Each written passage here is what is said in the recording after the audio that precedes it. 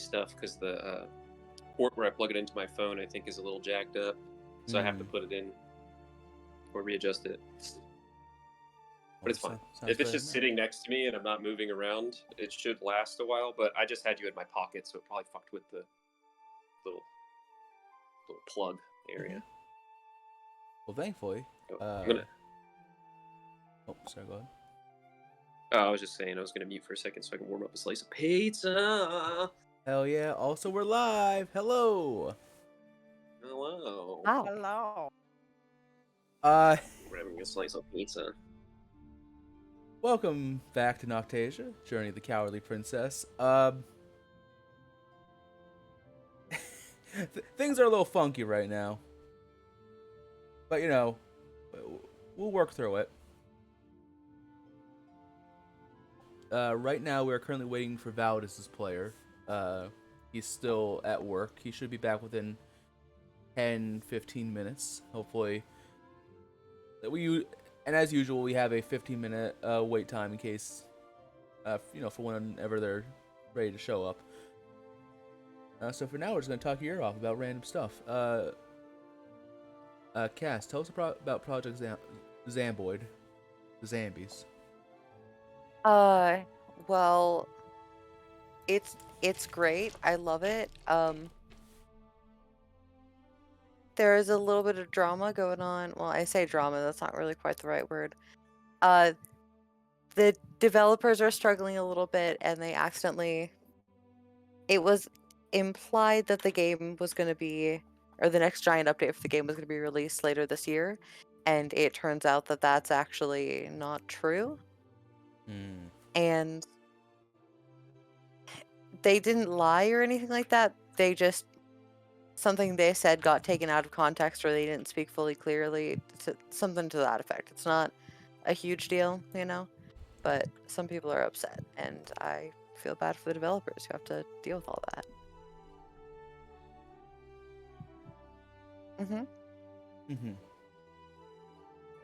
Yeah, but it's a great game. I highly recommend it. Very much worth the $20. It seems like they put out a decent amount of updates otherwise, so I can't blame them for having to take a break once, So they aren't even taking a break. The next update, they're just implementing an entire NPC system as well as animals. So they have to figure out how to make the animals act and stuff like that. And same thing with the NPCs. And there were NPCs in the game before, but they were deemed essentially not high quality enough. And so they took them out. They just wanted to deliver a finished product, which I can respect.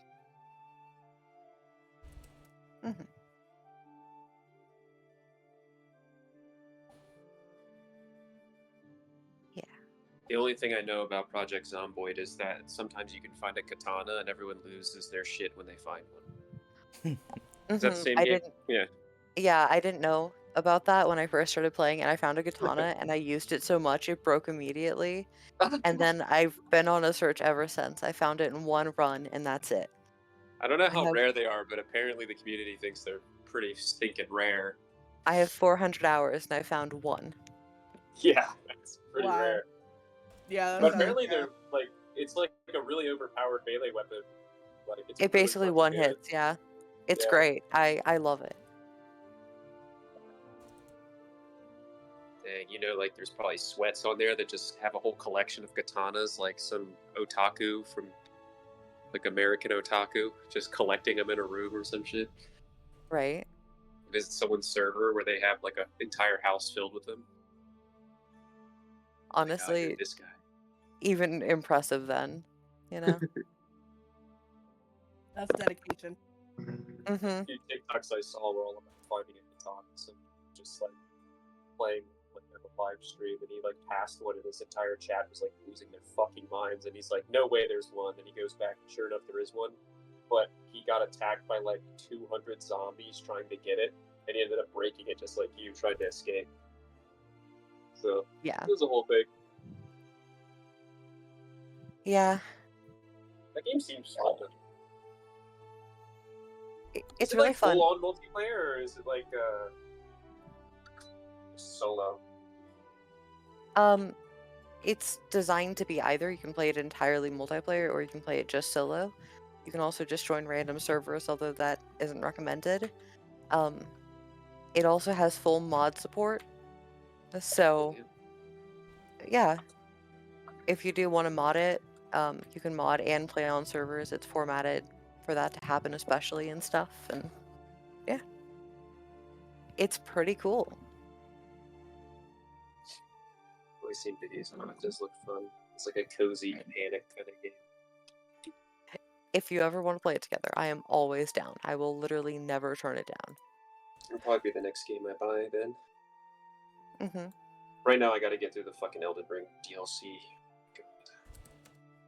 God. I'm pissed at some people that are already done it in like 2 days. I'm like, don't you have a life? Like, fuck, man. I gotta go to work every day and I only get like 2 hours, 3 hours to play it. It's like those people on World of Warcraft who the very next day have like level 90 characters that have fully completed whatever the new DLC was.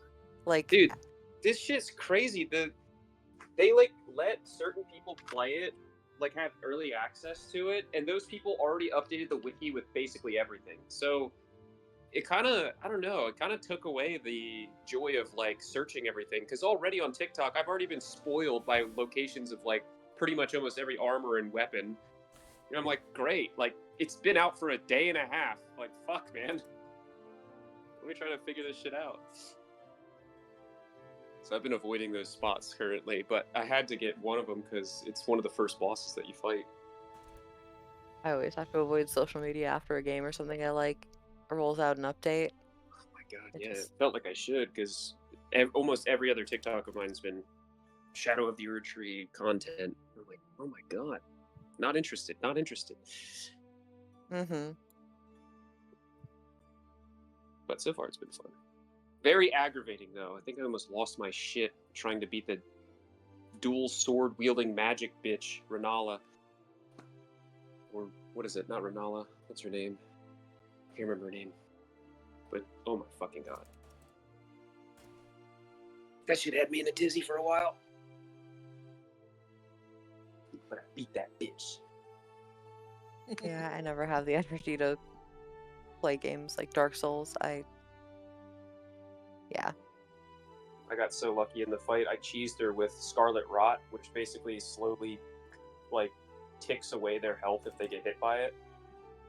I didn't even think that she was going to be weak to it, because she was basically not taking any damage from anything I was trying previously. And so I was like, fuck it, I'm just going to blast her with it, because she's stunned real quick, and it was the thing that ended up killing her. I'm like panic rolling away from her attacks. I only have 1 health, or like 10 health left, and she still has like 10 health as well. All I need to do is hit her 1 time, and I'm slowly watching her health just tick down from the Scarlet Rot, and I'm like, do it, do it, do it! And she dies, and I was like, thank the fucking lords! She died! So, Bleed damage or any kind of damage like that is just the best. I know, just like, what is it called? It's called like tick damage, or what is it called? It has a term. Damage over time. Yeah, there's that, but it's like, is it thorn damage? No, what's the other thing? It's like needle. No, Point there's another damage? word for it. Stat, not stab. Oh well, but yeah, damage over time for a certain amount of time. But I just got really lucky with that, because I've been trying to beat all the bosses with no summons and just full on just skill, just to try to learn their movesets and everything. And she was oh my god, she was a nightmare. It took me about 160 something tries. So I was keeping track. 3 hours of my life gone.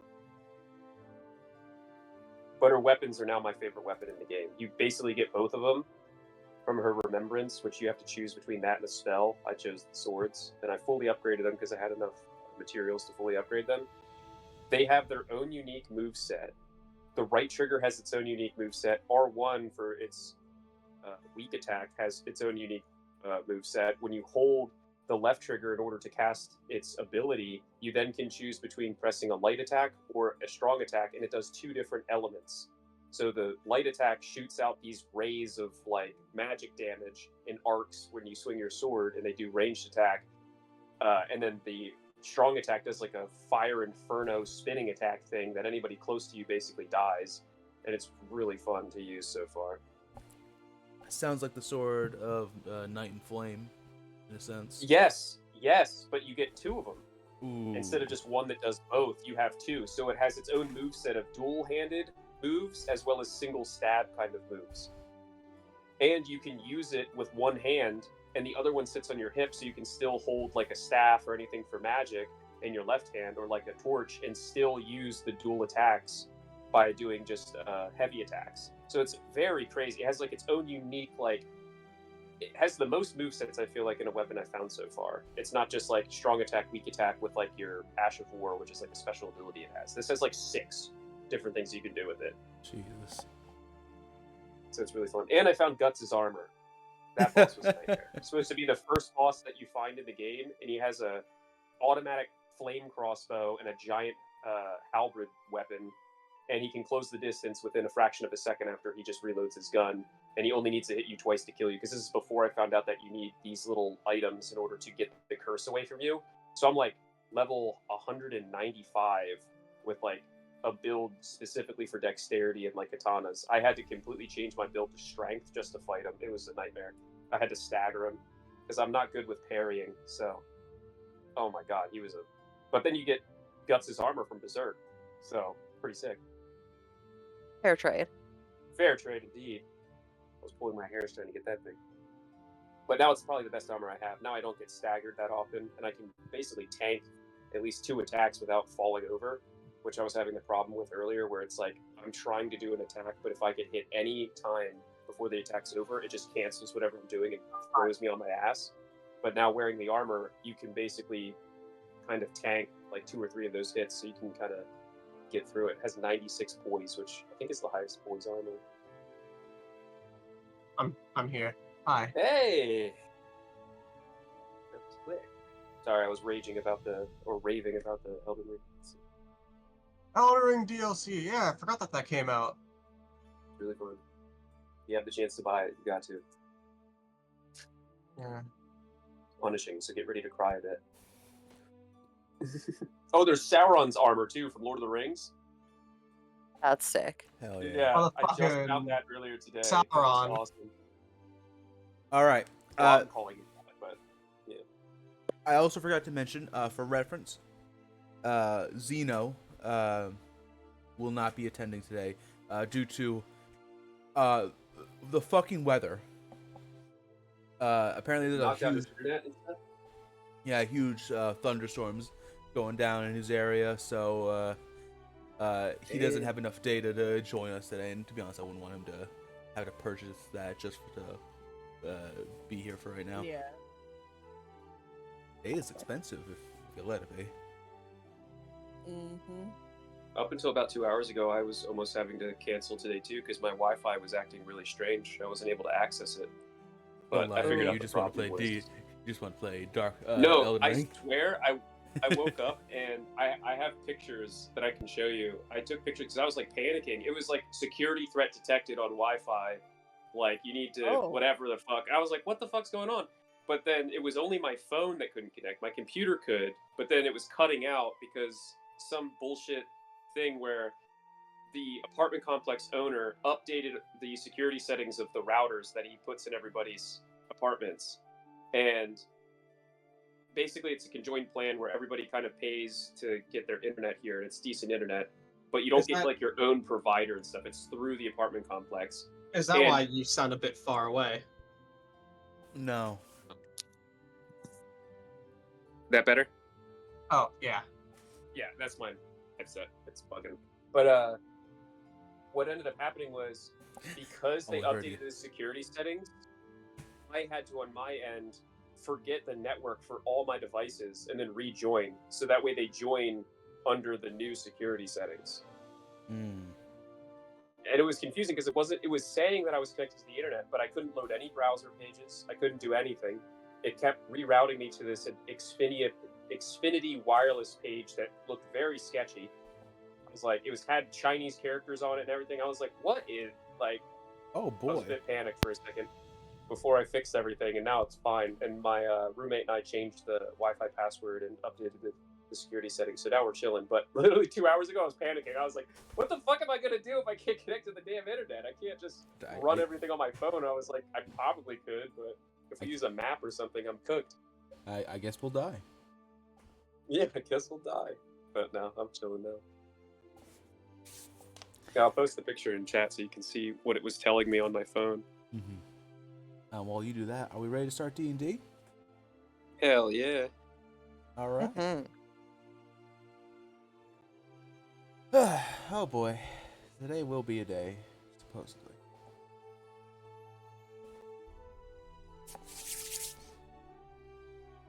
When we last left our heroes, Valdis, the Shatterkai Paladin, Arthas, the Human Fighter, Lorien, the Azamar Rogue, Everly, the High Elf Wizard, and our new ally, Zeno, the Harengon Cleric.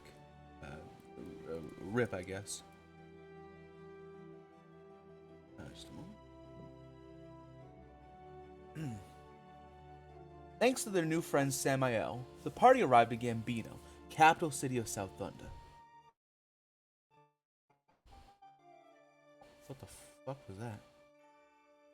I love it when music. I love it when I have the music jump scares. That's my favorite. Nothing happened on my end. Yeah.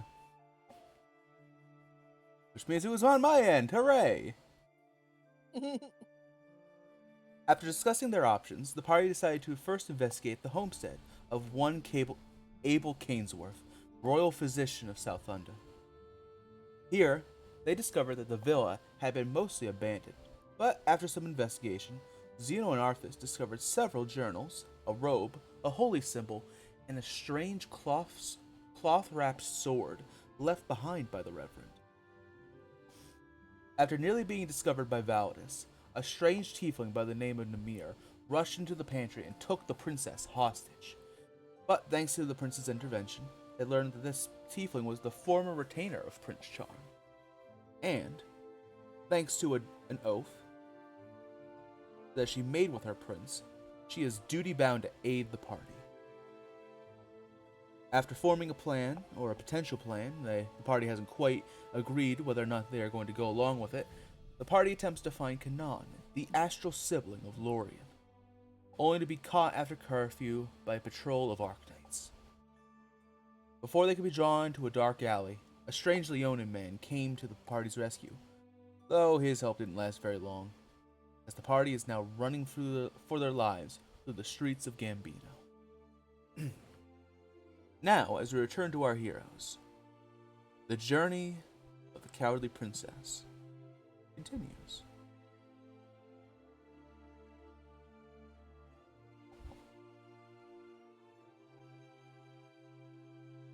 Yeah, I know. Yeah, Cable Ainsworth, our new party member. Welcome. Say hi, Cable. Evil Abel is just fucking Cable Ainsworth.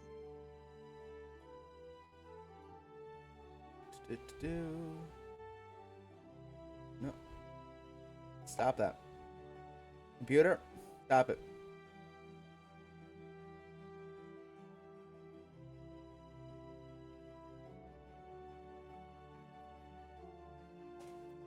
All right. Now, as we get started,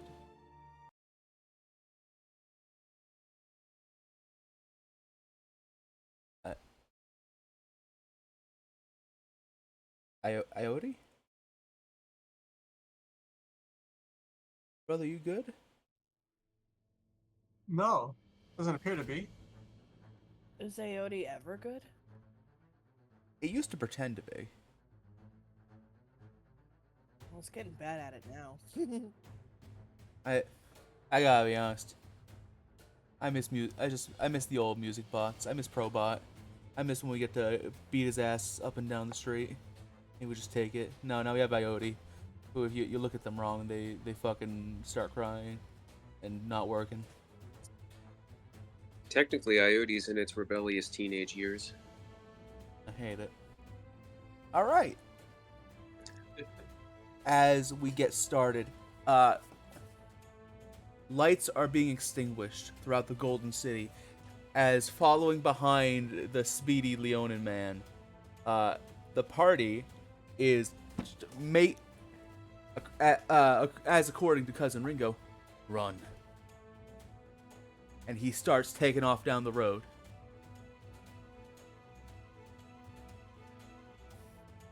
Zeno following closely behind. Me too, I'm running.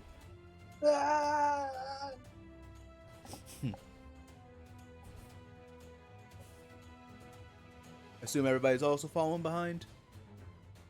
Oh yeah, Yes. Laura is Oh yeah. fucking using dash as much as possible. Bonus Just- action dash for the win here. Mm-hmm. Or All right. You make a mad dash through you follow a straight line for a very long way, good couple blocks before you hear him call out, "Turn now," and he makes a sharp left. I'm also turning. Oh yeah. Mm-hmm. Are we being pursued? As you make that sharp left, Validus, I'm gonna say you're the slowest person here, with your heavy armor. Roll me a perception check. All right. Perception. That's performance. No perception. All right. Yeah, that's fair. 8. All right. So Validus, you're too busy doing jazz hands to, and or doing a sick drift around a corner to notice anything. But as you're just making your way down the now narrow alleyway, you do begin to hear some boots. I need to stop trying to make sound effects. You start hearing the sound of boot fall coming from behind you. How many does it sound like? Roll me a survival at disadvantage. Viral at disadvantage. You got it, boss. Thank you. I enjoy being called boss. 9. I rolled better somehow. It sounds like a fair amount. Probably at least like, I don't know, at least 3 from behind you. I'll like shout up the line. There's a lot of dudes.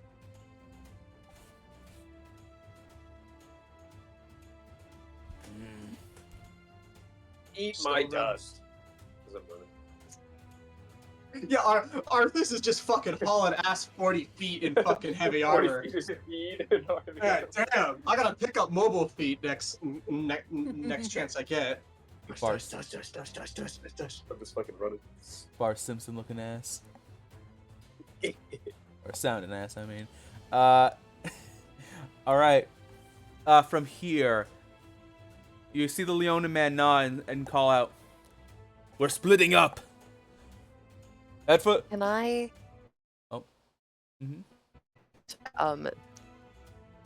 so I have spells now and I want to cast Fog Cloud. It says that it just needs to be a point within range. So using logical mathing, not where they are, but like the next alleyway that they would turn into to follow us. I want to place it there so it would obscure their view for the entire 20-foot radius that it possible. To Oh. try and just hide us a bit further. Okay. As you're turning a corner, I don't know if you had heard me before, but the Leonin man nods to, he motions for you all to make a quick right, and as you do, you lay down the fog cloud, and not long after you begin to hear, like, hey! Somebody spell this! Before he says, "We're splitting up. I will be taking the professor. You all make your way to the Sky Dancer's troop. Ask for Elena." And before he can protest, Leona Man just scoops up Zeno from like his undercollar, from like the base of the like Scruff. the neck area of his armor. I love speaking. It's something I can do very well. He's like a small kitten in his arms.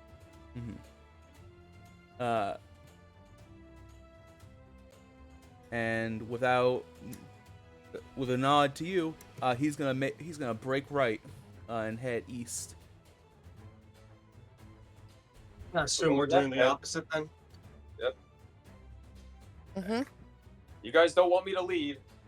I'm hungover as all fuck, and I don't really know this city, and I'm just running left. Lore will dash in front of him and take the lead then. Okay. As now you hear it. You hear bells being rung. You see lights in various alleyways as you rush past them. You hear shouting of, "We need reinforcements! We need more men over here!" I would like to initiate a skill challenge. Oh, fun. I know you're very excited for. I know it's your favorite thing to do. Each of you are going to give me a different skill. Explain to me how your skill helps you evade the police, or sorry, the Arknights.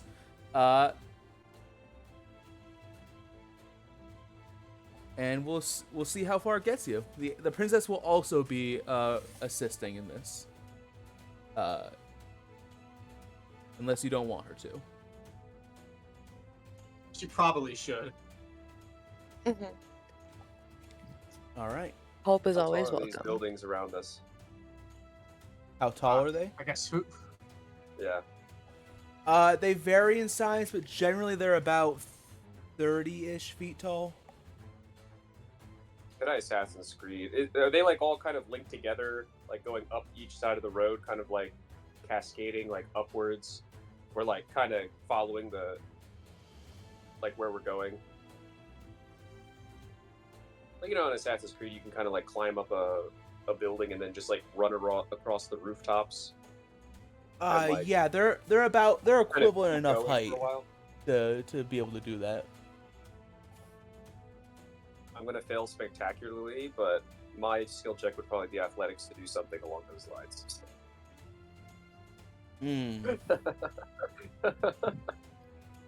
Try to get the high ground and just start running across the rooftops. If that's possible. Let me know now if that's a stupid idea for like in terms of like If the path you were on ahead, your if I just stay own, on the path. That'd be Got you. but you're with the rest of the party as well. I guess maybe athletics to just if there's people or like obstacles in the way to try to maintain like a really quick path to like stay out of reach of them completely.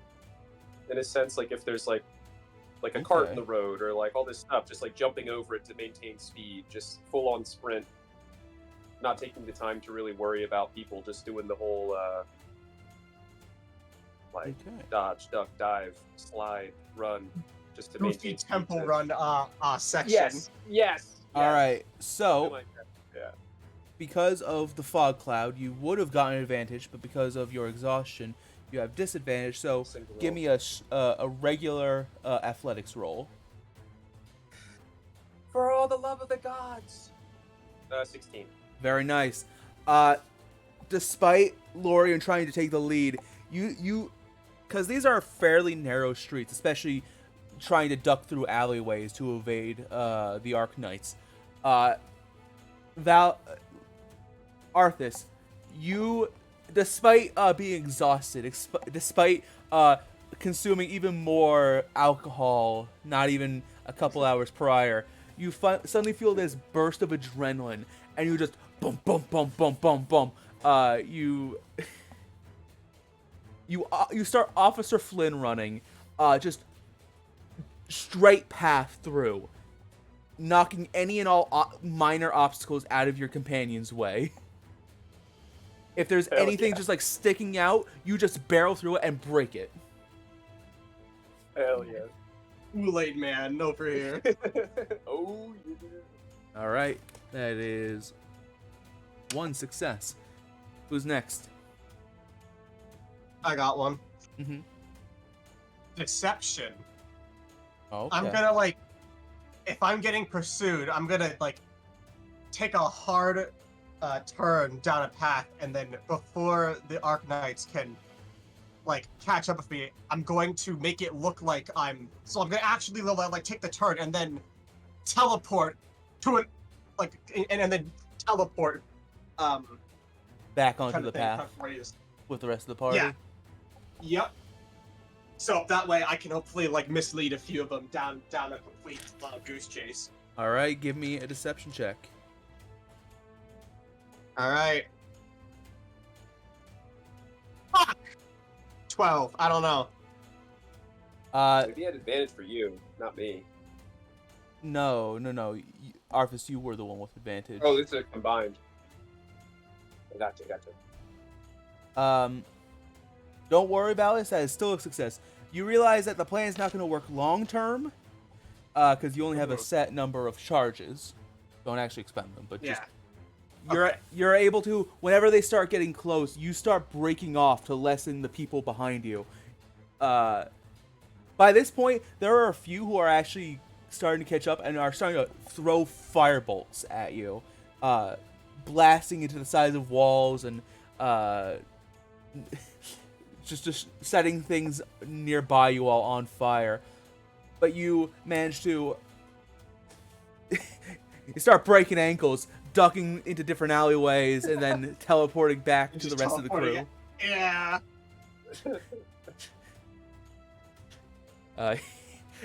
You become what's his name? No, is it Hammerhead? No. You become the guy, the totally square guy from Into the Spider-Verse.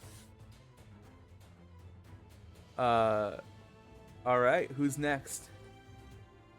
I want to try and do stealth, and Laura's going to choose purposely the most confusing route possible leading the group, so that we can't like get cut off or anything, because if we don't even know where we're fucking going, it's going to be impossible for them to try and like cut us off. And just be real weird about it, so that, you know, whatever has the most sharp turns so they can't see us, or just maybe even looping back around almost next to them, but not quite, you know? Absolutely. Go ahead and give me a stealth check. 10. That is a success. It's not a nat 1. Mm-hmm. Lauren, I you are love rogues. in Gambino, one of the biggest cities, in the entire Northern Sea.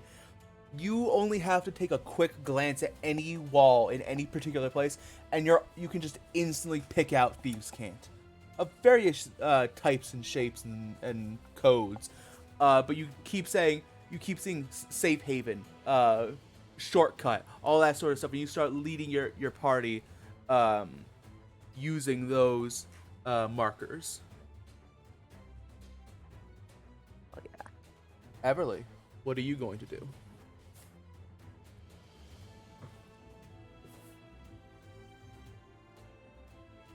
I was playing with a couple things in my head, but I'm gonna use my Arcana skill, and she's gonna send out her Sacred Flame and use it as like a blinding light to temporarily blind anyone that's behind them, so they can get ahead a bit. All right, absolutely.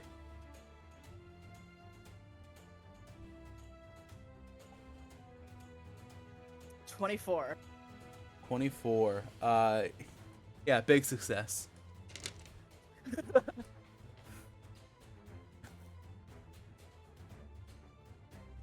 You wait and you spot the perfect opportunity. You're passing by a small marketplace, and you wait just until the Arcanites are passing by a stall filled to the brim with metal cutlery and various shiny metal objects. and as you cast the sacred flame, it's just boing, flashbang sound effect. Okay. My eyes! My leg! My leg! Using the power of the sun. Praise the sun. What can the princess... I know, she'll give them a lecture and bore them to death. Let's see.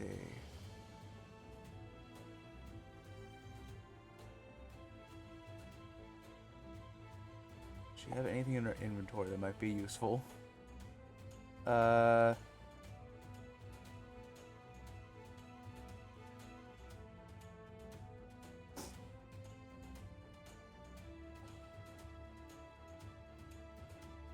Okay.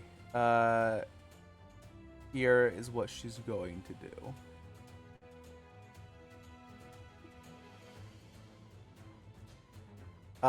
She is going to...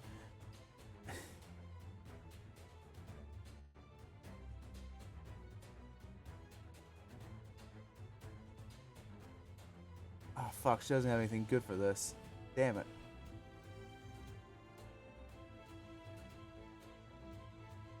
She is going to make a persuasion check to the party, casting guidance on you all to try and keep your stamina up slightly, and to persuade you to keep running.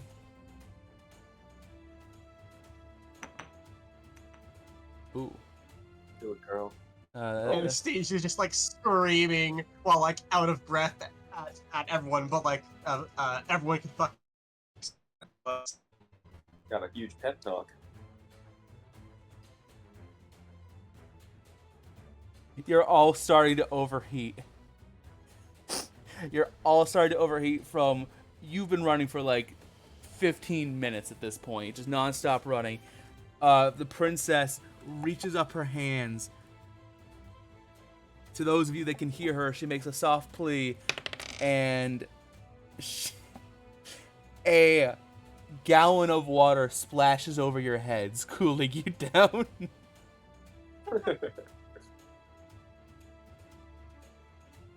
And by that point, with an overwhelming success of 5 successes, good job, the party makes their way. Oh, okay. Make your way northwest towards the large tent of the Sky Dancers.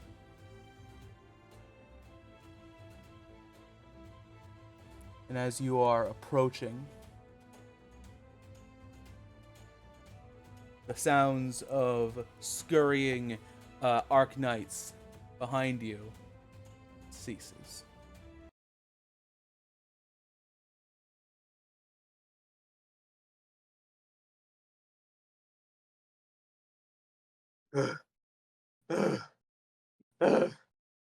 Fuck running when you're hungover. And the sword wants us to go see an Arc Knight at sundown. Well, we know what happens at sundown now. I think I'm gonna throw up. I think I'm definitely gonna. And I throw up everywhere. Oh, okay then.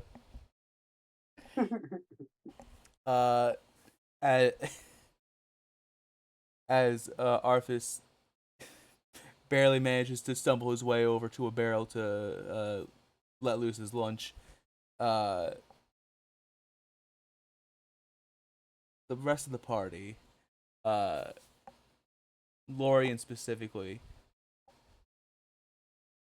as you kind of peek out of the alleyway to see if there's anyone following or patrolling the area, you see before you, still, I'd say like 200 feet, a block or two away from you, this large, overlooming blue and white tent that stretches, you can't even tell how high. You'd almost guess it's as high as the royal palace.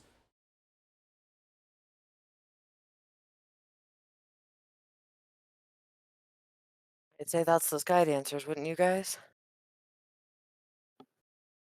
Don't care what it is, anywhere's better than here.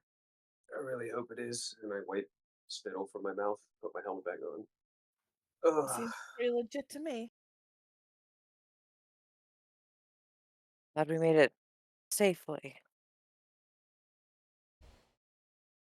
All Yeah, things good teamwork. considered, we're alive. Fucking Arc Knights.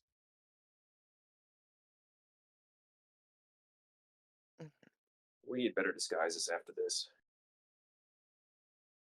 I think we should stay off the street after this. And then the party proceeded to tell everyone their identities from here on out. Yep, that's how it goes.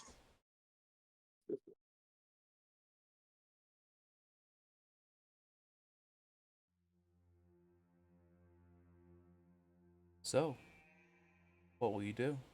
You're in an alleyway just outside the Dancer Troops tent.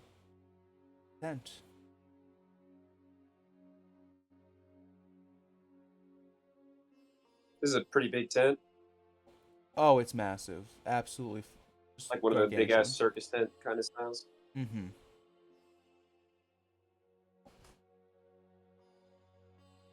If, Well, Lord, if the way is they're, safe, Lord will lead the way. Yeah. they're your Follow. sibling. You should go say hello.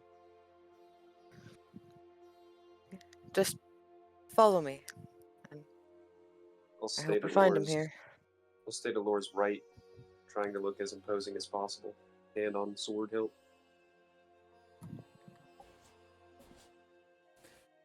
I'm not. Yeah, no, I'm not gonna make you roll that. All right. Party begins to approach the Sky Dancer's tent, and you know it's funny. It should be curfew right now, you know, what those Arknights have been telling you the whole time they were harassing you up until now. But as you approach, you see a long, long line of people stretching at least a couple blocks down who are all trying to make their way into this massive blue and white tent. Blue and white striped, I mean.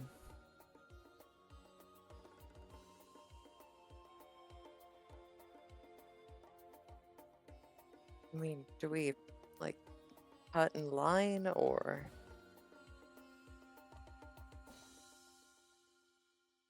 I don't Do you think guys we think- should draw any more attention to ourselves. We just tried to escape a pack of Arknights. If we're Yeah, going to be fair. waiting in line, we might as well just get a ticket and wait for the time being. Plus, I need to still catch my breath. Does Lore see anyone, that they know by chance, like, in the line? I know the answer is probably not, but just on the off chance or something. No. There's no one in line that you recognize. All just what look to be more upper class citizens of Gambino.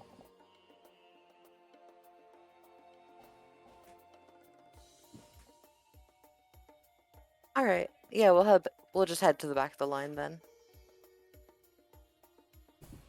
Okay then. Is there a... I'll ask. Sorry, hold on. I didn't hear you. Oh, sorry. Thing keeps cutting out. It's okay. Asked if there was a spot to, like, buy tickets or anything like that at all. Yes, there are several booths, each with their own sizable line. Outside of the main line in... Yeah. Sorry.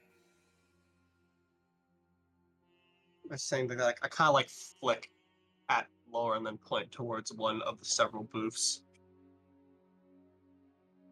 Mm-hmm.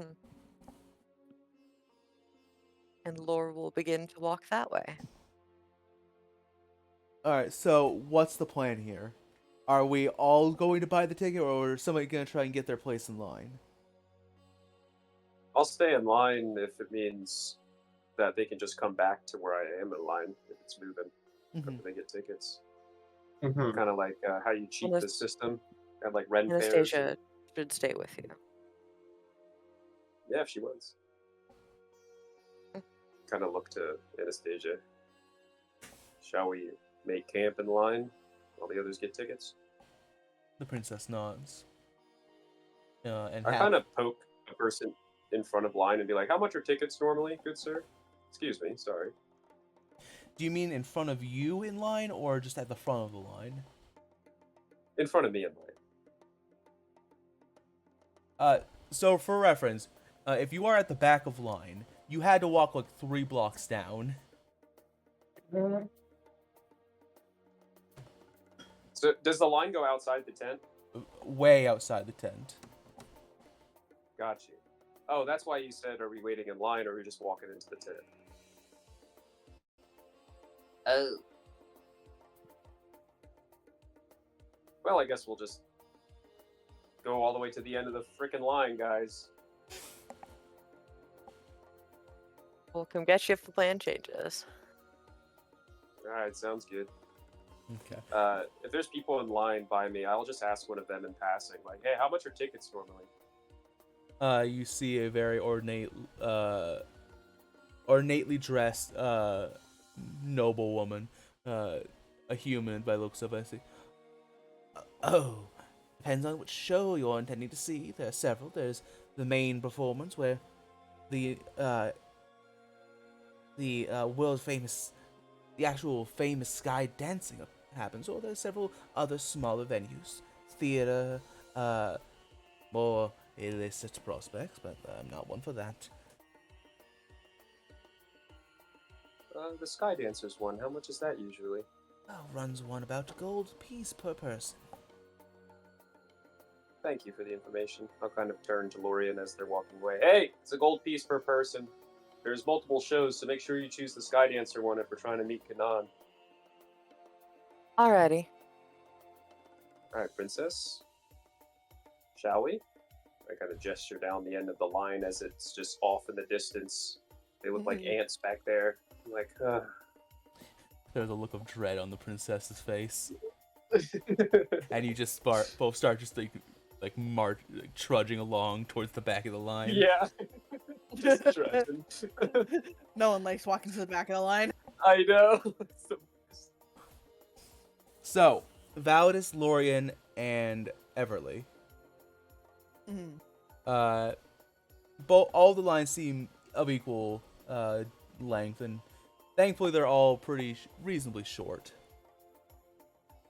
Or rather, they don't take much time to actually get you into each for each person to buy their ticket. So pretty soon you're all at the front of the line. Standing inside the booth, you see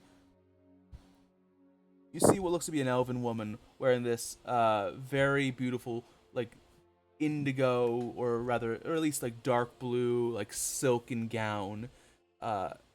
She gives you a kind smile as she leans down and says, Well, I don't recognize your faces around here. How can we help you today? Any preference on the show you intend to see? Oh, we were hoping to get tickets to the Sky Dancers, but we're actually looking for someone. I She's gonna heard roll. that my sibling was going to be here. She's gonna roll an insight on you. That's a 6. For a total of 7. She you see the elven woman kind of like staring you up and looks you up and down and says, Darling, I won't. It's not my place to get involved with family drama, but we specifically have an anonymity policy here at the Sky Dancers troupe. I appreciate that you might not I understand you might not appreciate what your sibling is doing here, but I assure you we do nothing but the finest arts. Oh, what? No, no. Their name is Kanan. They were with I was told several different names. Chastity was one of them. Oh, what was the other one that uh, the retainer told Lore? Was the retainer? I don't think it was the fucking Leonin man, as well as the Reese from the Kanan. Sorry, not from the Cansados temple.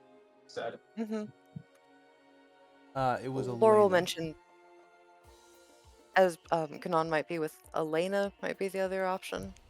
I actually fully approve. I think sky dancing is a lovely art. I just traveled quite a ways to be here.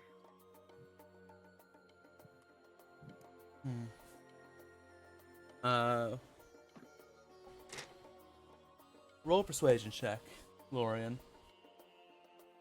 I understand to get in, I still might need to buy tickets to the show, and I am more than willing to do that for me and my friends still.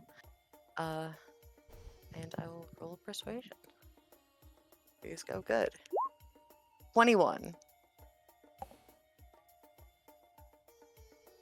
You see them kind of tap a pen against the wood of their stall.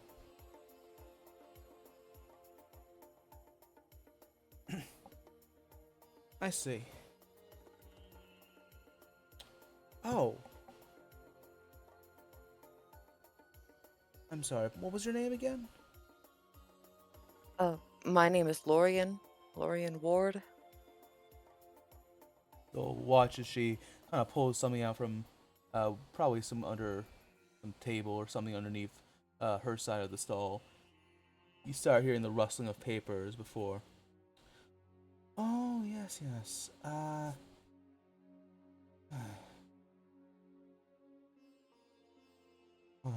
Right, I forgot. Yes, Kanan informed me that you might be arriving at some point, and to let you in.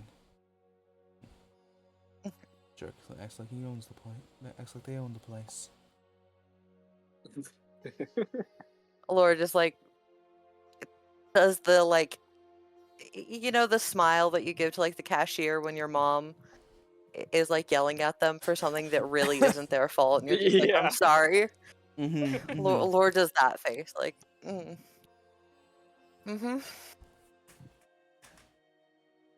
You're not going to want to go in Please the. use him. You're not going to want to use the line, sweetheart.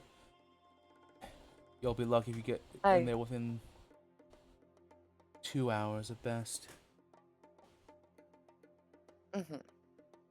Go around the tent. Let them know Miriam said it was alright to be there. And tell them, and if they give you trouble, let them know I'm more than willing to go back there myself. Thank you. It's much appreciated. Alright, next in line.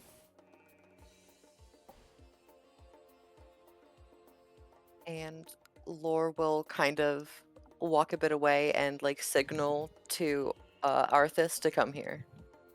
Arthas's eyesight is absolute garbage. Does he happen to see Lore waving at him from the back of the line? Or the princess, that might also be another. I'm gonna come on! I just want to be funny. I'm sorry. Who's that ant waving at me? I'm just seeing doubles, and he's got one eye. Let me roll perception.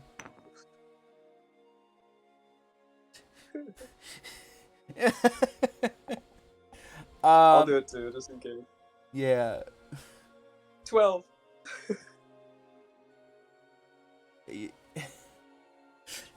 We're so Dumb good, and Dumber. guys. Top tier. Dumb and Dumber over here. Yeah. Hang on. D&D Beyond, please. I'm begging you, stop. And by stop, I mean work. Work, god damn it. I love it when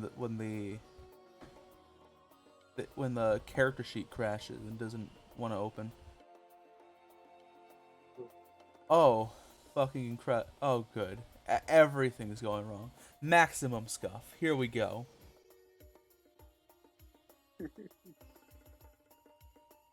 Work, goddammit! Maximum stuff.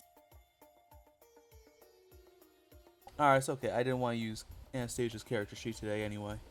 I already got the role I needed, I guess.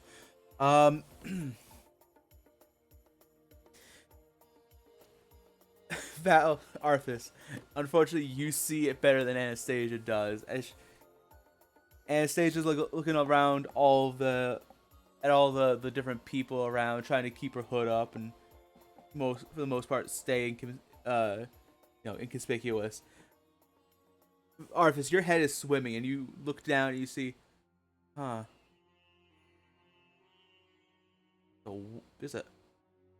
Why is there a weird purple Aarakocra waving at you?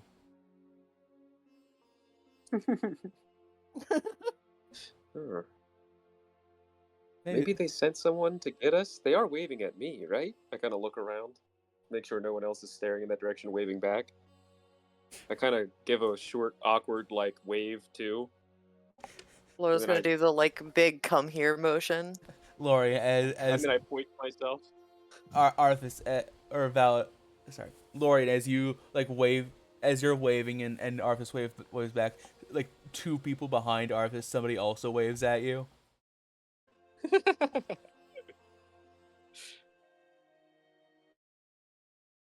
you approach Lorian? Kind of look behind me. You guys go. I kind of look behind me at the person waving. He's like, "Oh, they're your friend? Oh, my fault. I thought they were waving at me. Sorry about that." I thought they were. Are they just standing there? Oh, well, maybe we should both go. Frank, could you stay in line? Yeah, sure. Yes, dude. All right, well, Anastasia, if it is them, well, we can get out of this line either way. If it's not them, well, then we're gonna just have to go to the back of the line anyway. And it doesn't look like the line's really gotten that much bigger. There's 6 people behind us, so might as well. Anastasia just looks, because you made no progress, by the way. The line's not moved at all. Reluctantly, Anastasia leaves the line with you and Ted. His name's Ted now. Ted. So, Ted, come to the tents often? What are we to expect here on one of these shows, This is actually my first time as well. I just hear his crazy lines. Like the craziest of lines that have ever happened. No? Yeah, I've never seen this many people interested in going to see a show like this before. Must be some incredible stuff. Yeah, can I ask a question? Why are you just like a bee? And what's that smell? Do you want the short answer or the long answer? I don't think we have time for the long answer, so give me the short one. Killed a ghost. It was protecting this armor set. It's magical. It's pretty strong. Unfortunately, I'm colored like a bee. And the smell you're smelling is the fact that I ran here from the other side of the district and probably threw up after succumbing to my, drunken stupor. You doing alright, buddy? Do you want a napkin? Napkin would be preferable. Do you have one? Yeah, he hands you a napkin to... What? I kind of... I lift up my helmet a little bit and wipe myself off and wipe the front of my armor off. Thank you, sir. Do you want it back? No. Oh, okay. Maybe yourself, just toss it. Tuck it. I just tuck it in a pocket. Oh, here they go. Oh, sorry, friend. This is my friend. I recognize them now. Oh, okay. Poor eyesight and all that as I point to my eye. I know how it feels. No worries. You folks have a nice night. You as well. Sorry about the inconvenience. Come on, Anastasia. And Praise the Nightmare Queen, and then he just walks away. Fuck. Let's not ask. Let's not ask Anastasia. I give her one of them sidelong, bombastic side-eye looks, okay. Anastasia's, looking between you and Ted over there. Okay. Lorian, good. So, what's the sitch? What's the deal? Oh, we're gonna go around the back. Did you, make a friend or something? His name's Ted. Seems chill. You thought it was a friend waving to him. I thought it was a friend waving to him. We just decided might as well go check it out together. He lended me a napkin to clean myself off, throw up, and all that. And then he said, "Praise the Nightmare Queen." So that friendship's over. Anyway, what's the progress? Friendship with Ted over. Laura just looks real confused for a second, like taking all that in. This way. And Laura Okay. will start to walk around the tent towards the back. Guess me and Anastasia follow behind diligently.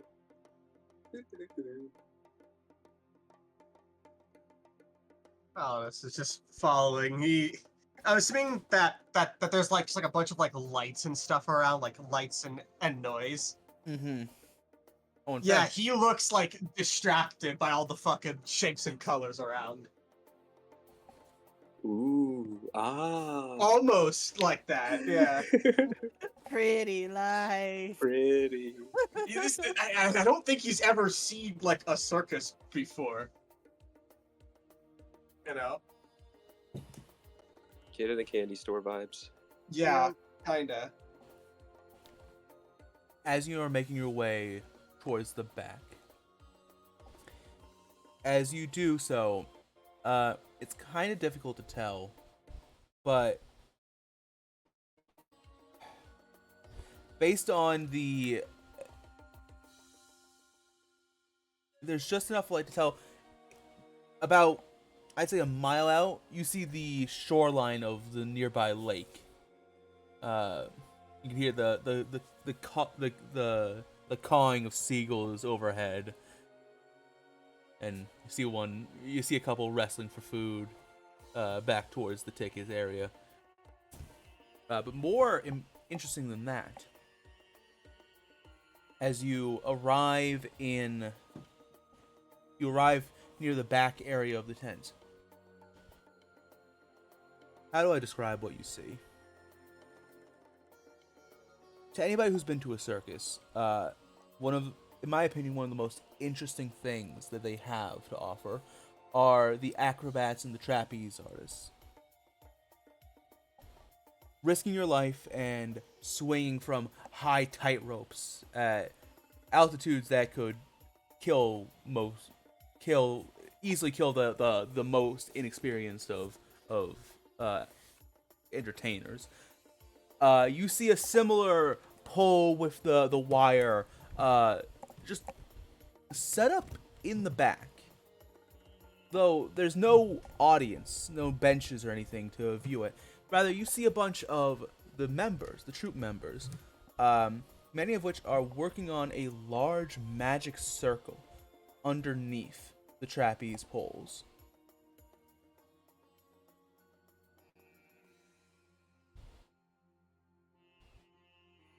Is there anyone who looks like they're in charge, like overseeing this? Or is it just people working? Based on their garb, they're all dancers. Everyone's wearing quite similar to the woman behind the ticket booth. They're all wearing this fine silk, all usually though in fairly different styles. But they're almost always in dress. Even the men are in dress. Amongst them, you see a dark gray-skinned woman with these strange like cracks in her skin, within which you can see what looks to be molten lava almost peering out. The night air around her actually begins to steam slightly. There's that heat haze around her, and you hear she's calling out, "You there? Your show's in 10 minutes. Get ready. Get your makeup on." "You, no, not like that. Line's gotta be straighter. Erasings, try again. Come on." You put. Laura. Mhm. Laura's going to start making their way towards them. As you approach the fire genasi woman, her hair, like most fire genasi, though black like smoke, flows like fire. And as she hears you approaching, she turns and goes, "Hey, you. You're not supposed to Yes, be hello. back here. Miriam said we were allowed to be back here. We're looking for Kanan. You see several people look up when you say that name, Lorian. Some are smirking, some are like grimacing. The Fire Genasi herself just looks annoyed at the mention of Kanan. You here to freeload too? No, not at all. But, all right, Just here to visit, actually. glad to hear it then. And she's going to. She kind of snaps her fingers, and a few of the dancers bring shovels. All right, then, get to work. There's a hole need digging about a couple yards out that way. Though these fine ladies will show you where it needs to be done. Go on. All right, and Lore will hand one of the shovels to like Valdis and another one to like Arthas. Valens is like gazing up at like all the pretty lights. Like he like takes a shovel, drops these like in a fucking trance almost. Oi, All right, and Lore will pick up the shovel. How deep does the hole need to be? As I questioningly take the shovel and look at it, like, what? 5 Are you feet, gonna pay me for this? 5 feet deep, 5 feet wide. Yeah, it's called. You get to sleep here tonight and eat our food. I like the sound of sleep. Where do I need to go? And I just start like following the dancers over to where What I are you need to guys go to dig. talking about? Oi, pretty boy. We're being pert to look. The Fire Genasi will walk over and kind of like lightly smack Valdis' face a couple times, like come on, wake up. He like stiffens up. Yeah. Sorry. Everything leans, here is. She leans down, picks up the shovel, and then puts it back in your hand. Come on, digging time. What am I digging? A hole. A hole, you numbskull. Come on. 5 Did feet. you ask about Kanan? Yeah, just dig the hole. Come on. Yeah, You we dig gotta the hole. hurry. Keep- I'll drag Kanan's sorry ass out of bed. Go on. Kind of shrugs. I mean, anything more specific you want the hole? It's better than They're waiting gonna in show line, that's us. all I'll say. Follow the lady in Then green to Valdis show you. He'll still follow Lady in Green. He'll start digging the hole when he's told. Hello, lady in green. I'm told to follow you. Actually, it's pronounced Ladai and Gren. Thank you. You're Okay. welcome. And she'll Anyway, where's this she'll hole? haughtily strut away. I don't know about you, Lord, but this sounds like a bad idea. I think we might be digging our own graves. I think you're worrying too much. I think they're just a little bit tired of Kanan. I adore Kanan. I love them. They're my sibling. But Wait, how could I you know hate? that they can be a little grating on others sometimes. I mean, And I that's thought okay. I really spoke to the guy, but when I did, he seemed nice enough. Just dig. We'll be fine. As you're digging this hole, Anastasia, who was not given a shovel, is using the prince, who is like grumbling God. loudly. Laura will also use Mage Hand to help them dig too. Are we being watched digging the hole, or we kind of like left like dig the hole on our own? You're actually left to dig the hole on your own. So, I'm going to talk about how Namir's plan is most likely a huge trap. I mean, that's why I think we shouldn't go. I don't know if this is the best place to talk about it though. We might not look like we're being watched, but we are in a magic city. In one of the most magically best places. Well, do you have a better place to talk about it? Out back by a circus being masked by the performance seems like a pretty okay spot. We'll see when Kanan comes down. They might have a private room or something. They probably have a private room that's soundproof as well. I imagine more for everyone else's sake than theirs. Lore, I'm not religious, but I swear to God, if all Kanan has been doing these past 2 months is getting their dick wet, I'm gonna be mighty upset. Look, you don't have to be jealous, all right? I'm not jealous. I'm just tired of all of our leads going blank. Hanon's very capable. I'm sure they're doing great.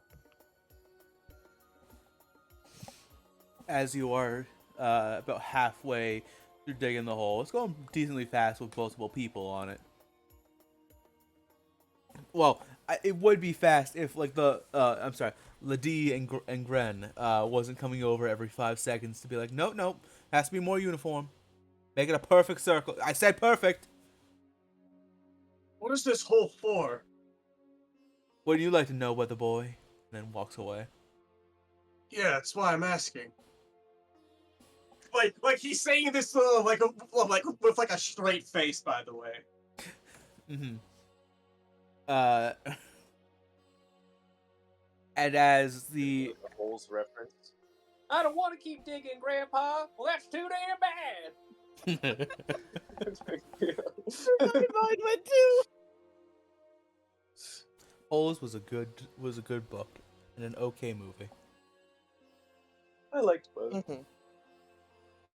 As you are about halfway through digging the hole, you suddenly hear the fire genasi call out, "Gantoy Shamakrira!" And the magic circle that had been drawn underneath the trapeze poles flashes bright, and the holes just disappear. Only for about 10 seconds later, even from though it's muffled by the tent, you hear this uproarious cheering from what's probably an audience of some kind.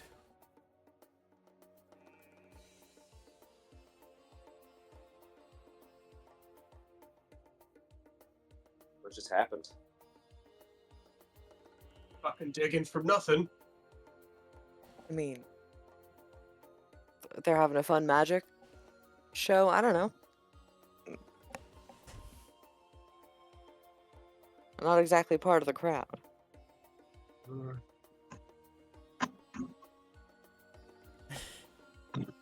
You finally managed to get 5 feet wide, 5 feet deep, and somehow as close to a perfect circle as humanly possible. Took you about like an hour or two. I tried my very hardest on this hole. I just want to point out, I took it very seriously. Mm-hmm. I'm coming over to the princess at times and being like, I know you're using a sword, but let me do that part now. Just fixing it. No, Lorian, right there. I already did that side. On the other side, we're gonna keep it uniform. Green Lady said. And Valdis, would you stop stopping every 5 seconds to look at the pretty lights? We're gonna have all night here. Gosh, working with ingrates. I just keep digging. As you are My work again. is just thinking, you know, what, you guys beautiful have never been forced by your parents to dig holes for 5 hours straight? Come on. You guys ever been soldiers before? Dig a trench? What the hell? No. Takes teamwork. as you are all finished, as you help each other out of the perfectly 5 foot by 5 foot hole, Everly, you especially need some help, as it's almost perfectly eye level with you. Yes, definitely. You hear a sudden clamoring as another dancer, totally in white, comes out. It's a halfling woman, and her face is just beet red. As you watch as the fire genasi walks over. Well, where is he? Busy.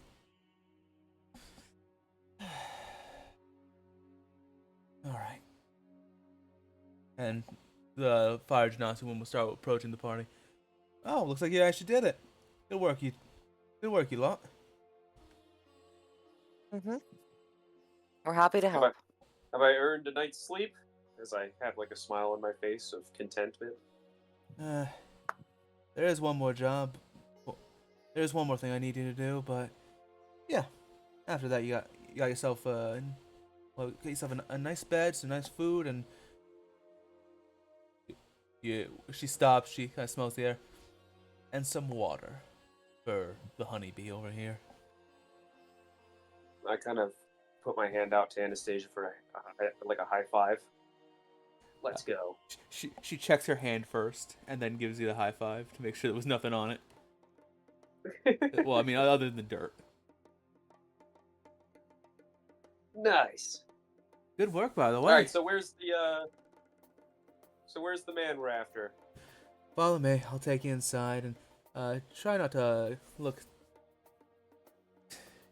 all the right mess. We're gonna be taking some backstages. Don't worry, nobody can see you. And she'll motion for you to follow her into the tent. Let's go. Oh, that's Laura's like still trying to shake the dirt out of their clothes like they are going to be seen, you know? Trying to He, make like- themselves look very presentable. like wipes his forehead. I hope he's actually alive and not drunk out of their mind. Always a pessimist. I look absolutely vile. I'm covered in mud, dirt. I stink. I don't give a fuck either. You just see me not giving a shit. Well, Laura, with your family, I have no idea what they're up to. Everly, can you roll me a D100? I Arthas have is my gonna need helmet a off whole and bath. under. I have my helmet off and under my arm. The only part of me that's perfectly clean is my face because I've been wearing the helmet the entire day. Everything else on me, armor, everything is just this gross, like I've been walking through a swamp. It's Yeah. bad. I give everyone I pass a smile with my glimmering teeth, just ding, hi. As Everyone's like holding their nose and shit. Like, as oh you my pass by a pink and purple respective a pair of pink and purple respectively dancers, when you smile at them, you see their eyes fill with horror, and they just go, no, you're not going in. Nope, no, get over here. And they're gonna try and grab you by the arms. No, you need a bath. Come on. What? Oh, okay. Well, guys, I'm being taken away. We'll come find you later. Where can I find cleaned up. you? What? Oh, Jesus. Okay, stop pulling so hard. Damn. No, You guys are chilling. how we ever could get the smell out? And they, to give you the short version, Arthas, they take you over, Yeah. round the corner, and they hose you off like a dog. I do like a quick spin on the ground, not on the ground, standing, so they get all the crevices and everything of my armor. Should I take it off? Like, it's Yes, still gonna stink. and here, Oh God. Okay. just chew this mint, please chew the mint. All right. Thank you for this. And Well, you get a bath, and you're more or less taken to bed. is it like a afterwards. prison system kind of shower kind of thing? Like they have the hose. Yeah. I take my armor off. They just like throw powder soap on me and just fucking like clench your teeth and then just throw this like fucking Yeah, chemical on me. Except Start instead of like a spraying wooden it. block, it's a sprig of mint. Yeah. Treated like an animal. Hell yeah. And you smell like one too. Yeah, I want to say for the record, when the party comes and finds me later, I have like a nice I have like one of the journals out and I'm reading. I'm like nice and sparkly clean, armor off, just tucked it in a corner, just like sword leaning against the bed. Just, oh, hello. Like pull my my eyewear down to be like, you guys took a while. Just relaxing. Yeah. That's what I'll be doing. Well, we'll get to that in a bit. The rest of you, you are led into a fairly well hidden flap near the, or rather, a small entrance near the back of the tent, and it's like you almost jump as soon as you enter inside the tent. At first, it just appears that there's people staring right at you.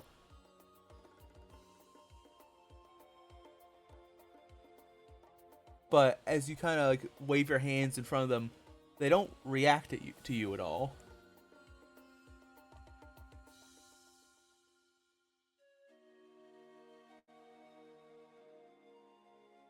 Lore will kind of look towards the person leading them, do they seem phased by this at all? Not even remotely. And there, you watch as they're starting to walk up a wooden flight of stairs.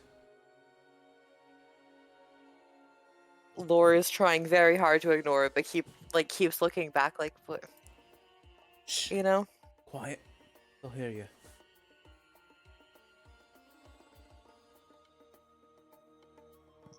One-way mirror. Don't worry about it.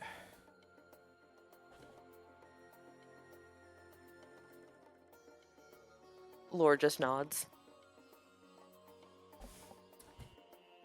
Also I forgot. As you enter inside, the music changes. I hope this isn't horribly jarring.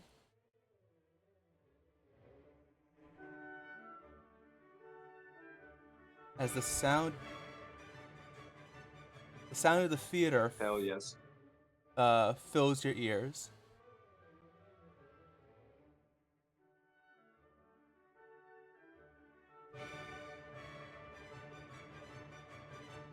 Yeah, Sorry.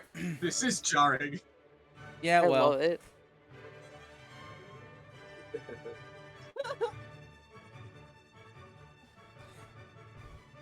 listen. This is the best we're gonna do in terms of copyright free music, alright? I'm guessing that it's jarring for the characters too, as well, so. A little bit. As you're kind of climbing the stairwell, you do see several groups of dancers dancing in time with the music, but eventually, as you go high enough, your view of the inside of the tent vanishes. And you climb these stairs. It's like a large kind of spiral staircase that runs along the interior of the tent for a good like 5 rounds worth.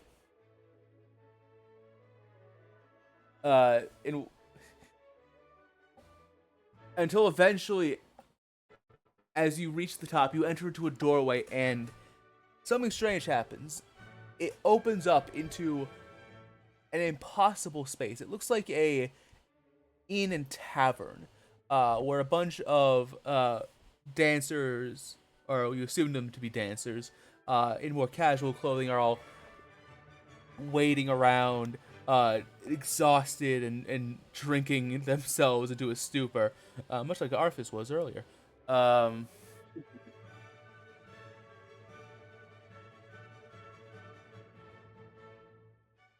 As you kind of enter inside, they all kind of look at you and give quizzical looks.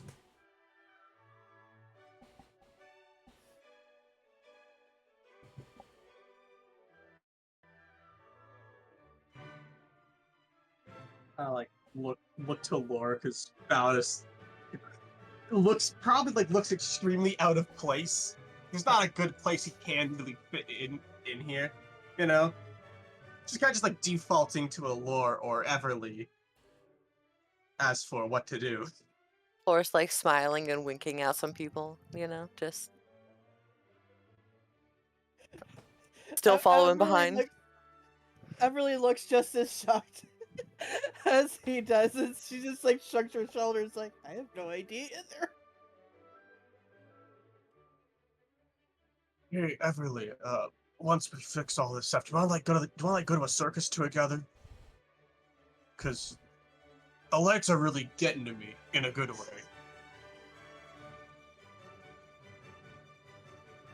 Looking around one more time, she looks back at Valis and shrugs her shoulder. Sure. Sounds like a good idea.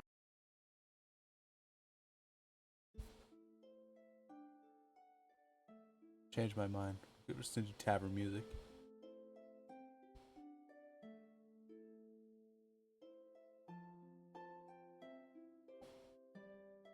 As you kind of whisper amongst yourselves, the fire genasi woman goes like, all right, quit staring at the lot of you.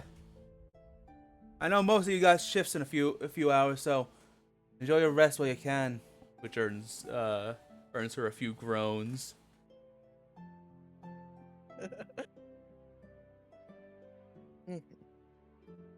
you are led towards the upper the upper floor of the tavern.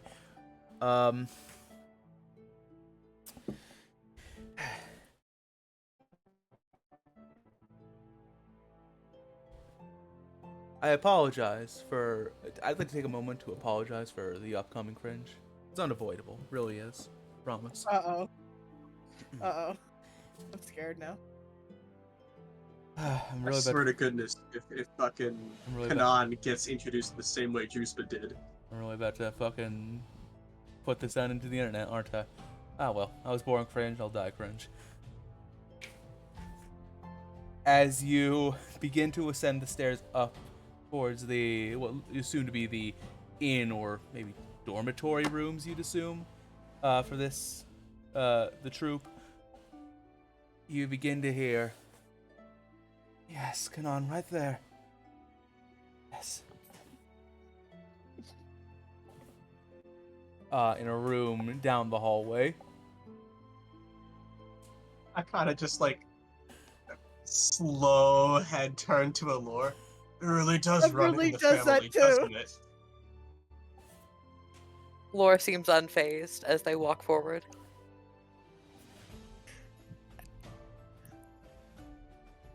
I mean, they basically raised me. What did you expect?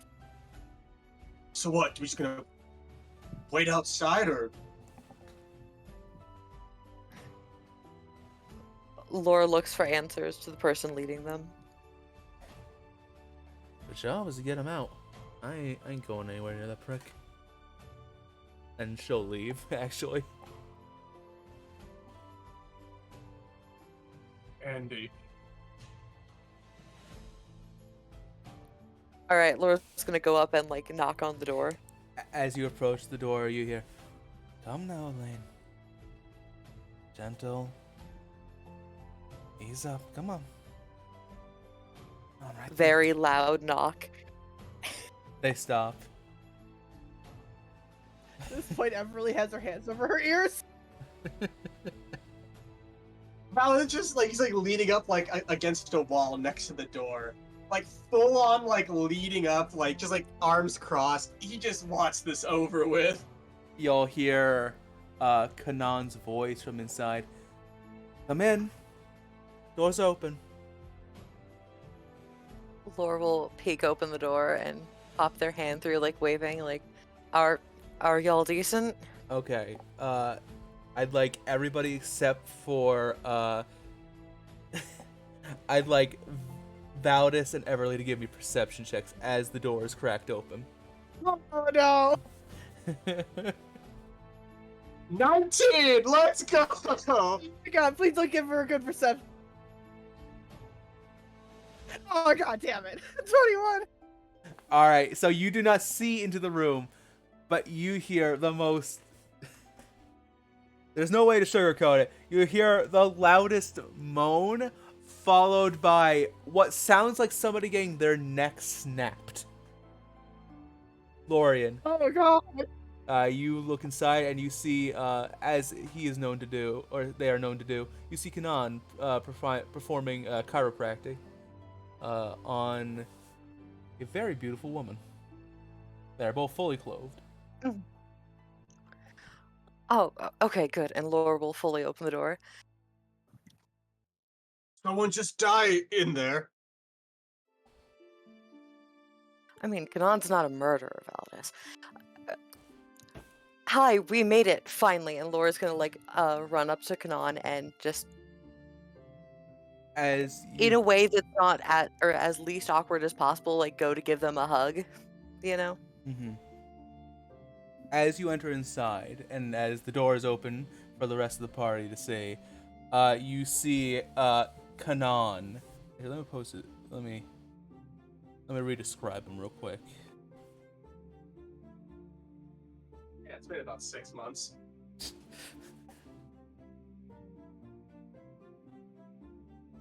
You see Kanan Ward Cansados, a rather dainty-looking, what at first glance might appear to be a centaur, aside from the fact that they have these large, beautiful black wings sprouting from their human torsos back. They look less horse and more part deer, with large antlers sprouting from their head, and wearing just frankly the most beautiful and overly ornate clothing and other fashion accessories you could possibly imagine. Namely, several gold ornaments adorning their antlers and wings.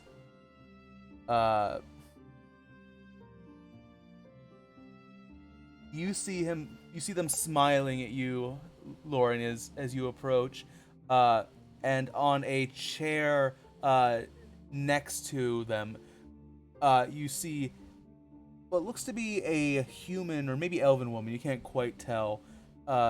Maybe both. With this long braided brown hair, several musical instruments, including a few bells and a small drum attached to her hip, wearing this deep blue like robe or shawl perhaps around her shoulders. She's kind of like leaning up, like sitting backwards on a chair, and it's just looks so like relaxed. You know what I mean? As you run up and you give for some reason I like to imagine it's like the platonic Christian side hug. Yeah, because I imagine Kanan is facing like a person like laying down, and that makes it like Laura's not trying to like bump into them too much, or yeah. It's a little bit weird to hug a centaur. Just yeah. As you enter into the room, Kanan, their eyes widen and they fill with just so much elation. And it's Lorian. It sure took your time getting here. As they like they'll kind of move away from it sounds like Elaine or something. He had said probably this Elena person you've been guided to, and kind of like lifts you up into the air as they pull you into a big hug. Laura will easily let that happen. So much has happened since well, you know, the wedding. I have so much to tell you. How are you? Are you all right? You made it out safe? You then hear we'll just say half-elven woman for now, kind of smirk and say, "Oh, they've been living just fine. On my dime, even. Oh, I've been helping out. I've been performing magic, performing medicine. I even chased up a few of those creeps last week, didn't I? And you... yes, all the monetary value driving off a few creeps has done for us. Cheapskates, all of you. No matter. Lorian, I've heard quite a few interesting things about you since last we saw each other.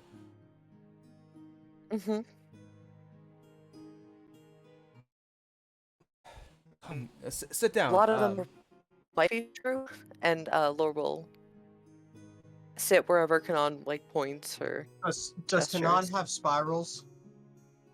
Damn. All right. Oh yeah, Laura's not even paying attention to that. Yeah, Laura's that's just, the this first is thing Kanan. Validus is checking. Does he have spirals? As you check Kanan, as he says, "The rest of you, retainers, come in. I'll make some tea. We have tea. Do we have tea in the lane? We have tea in the cupboard. Don't mind me. I'll be up in a few minutes." Validus, he does not have. They do not have spirals in their eyes. Yeah, Validus kind of takes a few steps into the room. He squints his eyes, leans forward a bit at Kanan, then turns to Lore. They're clean. Oh, yes. Right, that. I would sure hope so. I take care to brush my coat every day.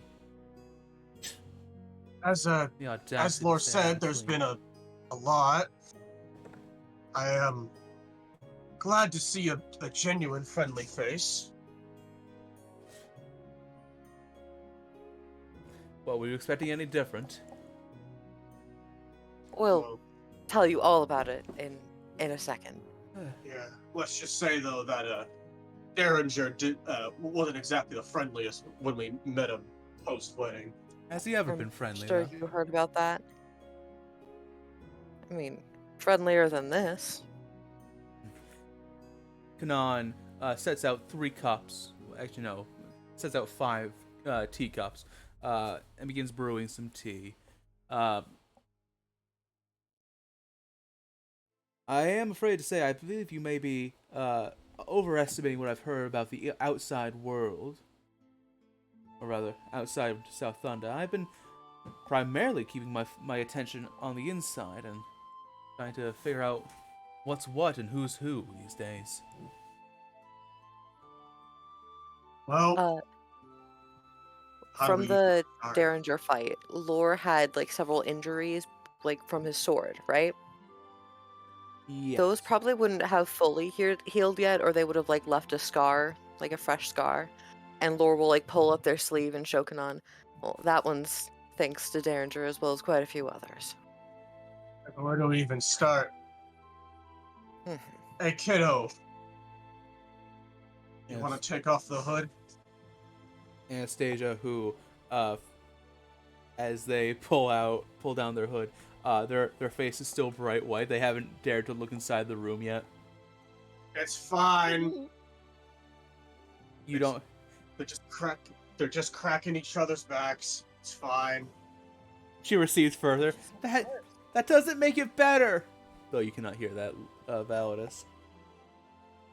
Oh Anyway. no, like doctor, you know.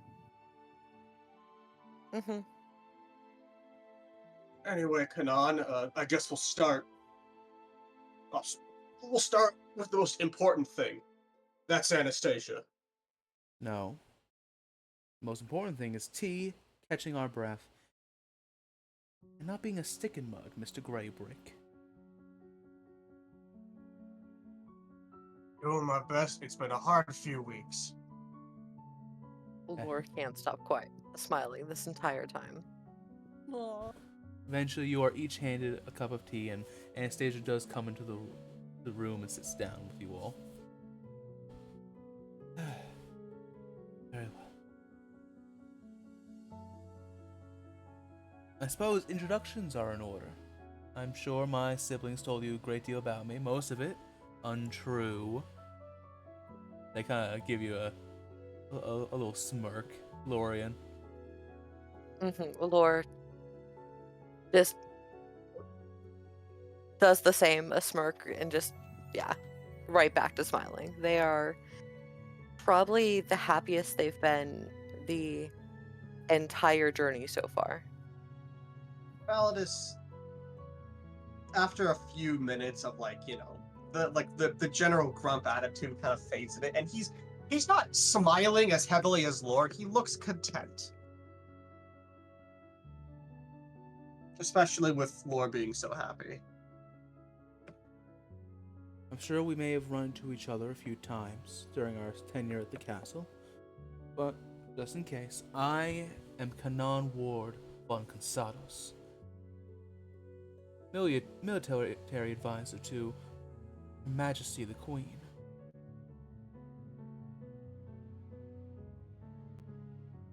Now, This is Validus. He was the princess's like workout instructor, fighting. Yeah, taught her how to fight. And I don't know how well you knew Everly.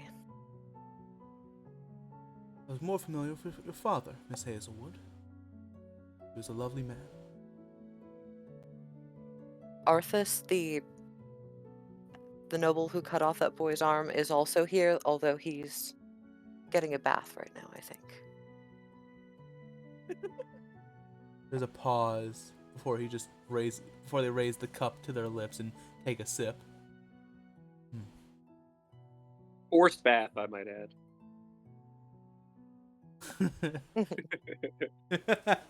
Yes, forced bath. If it was of up to course. Arthas, he wouldn't bathe ever. First bath? Hell yeah.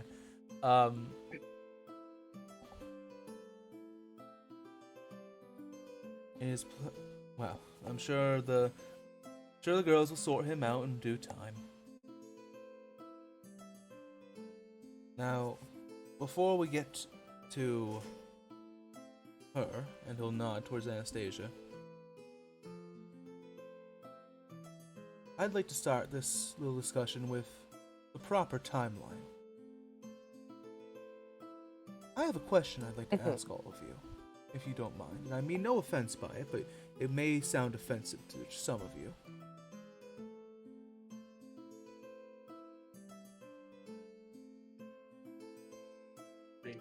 Ask away.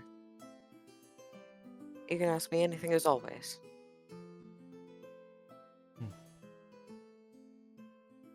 They'll set the cup of tea down and lean forward.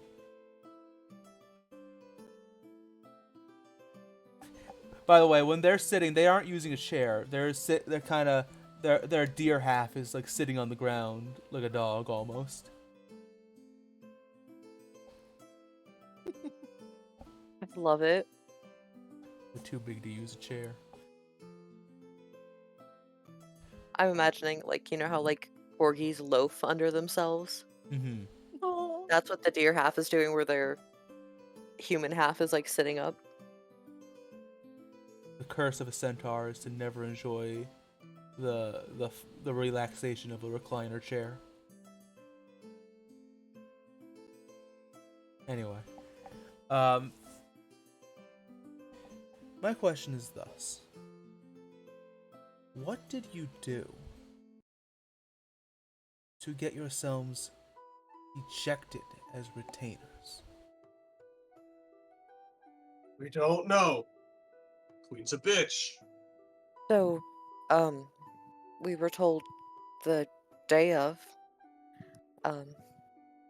for, I mean, generally, I guess, being nuisances, trying to convince the princess that, you know, she shouldn't get married, which we were not doing, by the way. That.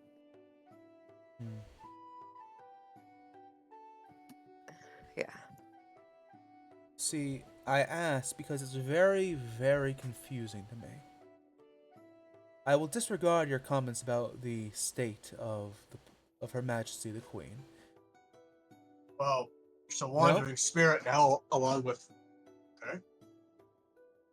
I ask because I'm curious how you could have flipped Her Majesty's opinion on you all so quickly.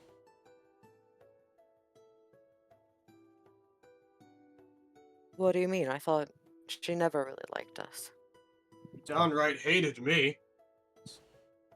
I don't mind that the fact that, like, that myself, Arthas, and Isaac, we got fired. I don't mind that because we were kind of weird nuisances sometimes. But what I don't get are Laura and Everly. And here's the thing, I don't understand why any of you were fired. The night prior to the wedding, I had the honor of drinking with Her Majesty the Queen. She had been very stressed by the proceedings and the behavior of just about everybody, both the South London royal family and the princess.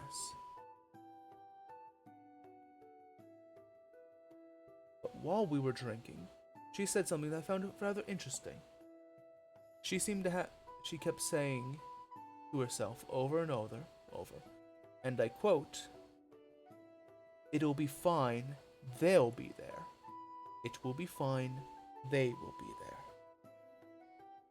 Now, unless there is some secret group of retainers that I'm not aware of, I would presume she was referring to a lot of you. So again I ask, What did you do to destroy her faith in you all in such a short amount of time?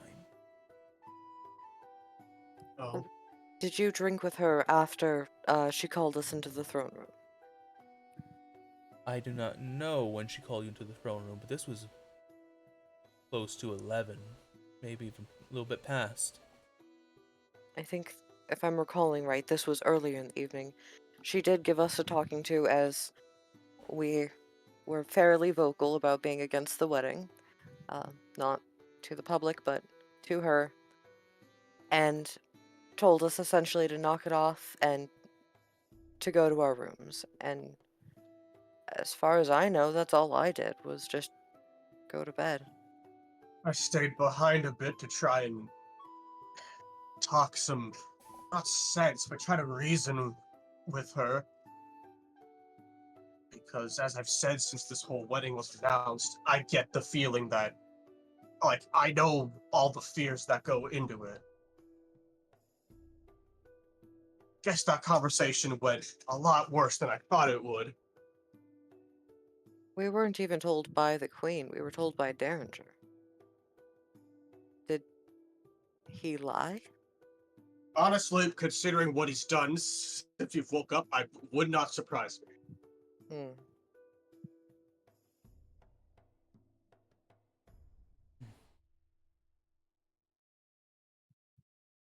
But I don't.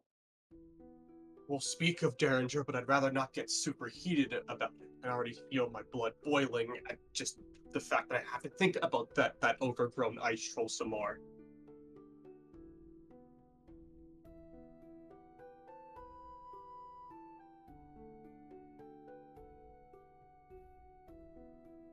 It's been a rough 2 months, Kanad, and no one's handling it well.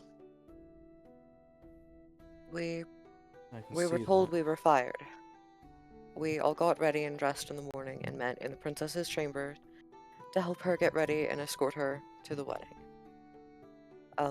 As we were leaving her room, Derringer stopped us, told us we were all fired, and she ran off crying. Stuck back into the wedding just as it was ending, and all hell broke loose. Possibly literally.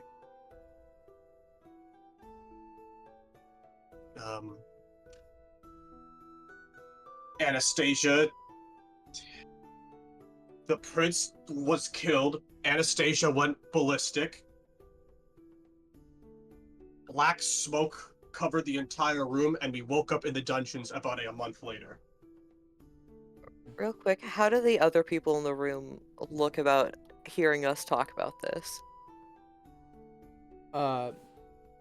There's only Elena and Kanan aside from the party members in the room right now. Elena is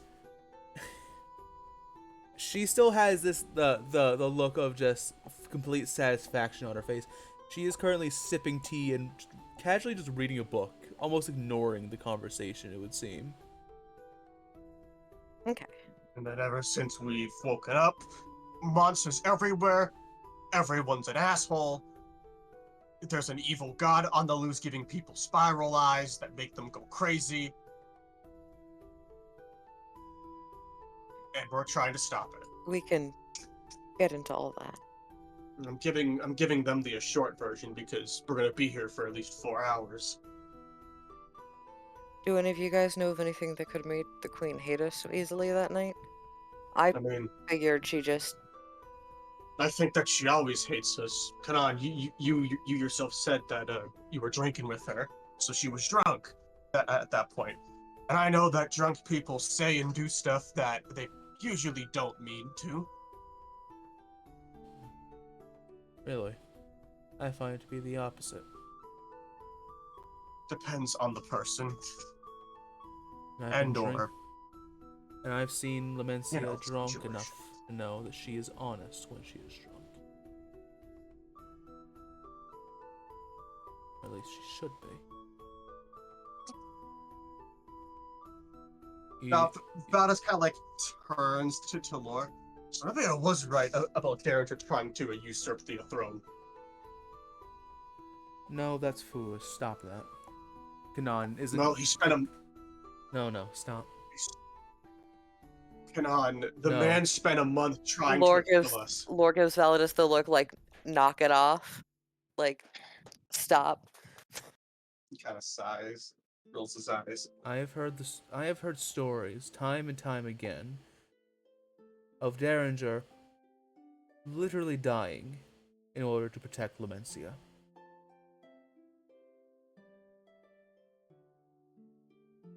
I don't believe that man has a betrayer's bone in his body. Yeah, well, he betrayed us pretty thoroughly. Again, I ask, what did you do to deserve it? Tried to save the world. He was told by Cacophony that he should kill Anastasia if this happens, and also order to protect her. He was very confused about which oath to follow through on, and he also wanted to keep the princess at the castle. Well, home, but she wanted to go with us. You see Kanan kind of scratch their chin, and they seem to be He needed to lost in thought go for a with moment. us. Okay.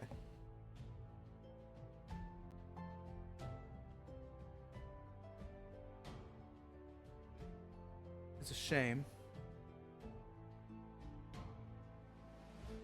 Should have been able to talk to her.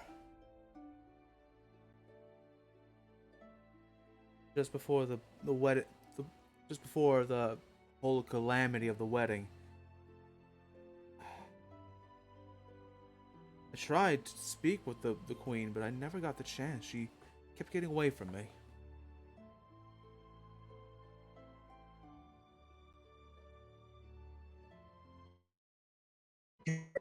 Well, I do care, but it doesn't matter who started it because we know who to finish it. I'm sorry, could you repeat that? The fucking internet keeps cutting in and out, and you keep getting gargled. Sorry. Not you, it's my internet. I don't know who started it, nor do I really care all that much because we're beyond that, but I know, or we know, who we need to topple to finish it. It's an evil god on the loose, and they're the ones behind the pink sky and the monsters and the madness and everything else. Hmm.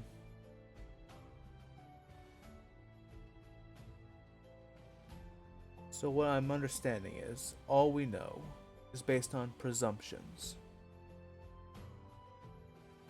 No, we know that, No. that there's an evil god on the loose because she visits you in your dreams. She visited I- Lore. There are evil gods and evil creatures of the hells. Are they responsible call- because they could visit you in your dreams? Okay. No, it is an it At is the a que- wedding, It is a fair question. At This the one made it. This one made a direct deal with Anastasia. the whole wedding kerfuffle started because the god, she calls herself Phobos, got out of her cage. Anastasia That's- let her out, either knowingly or unknowingly. The mention of that makes Elena kind of perk up and look at you.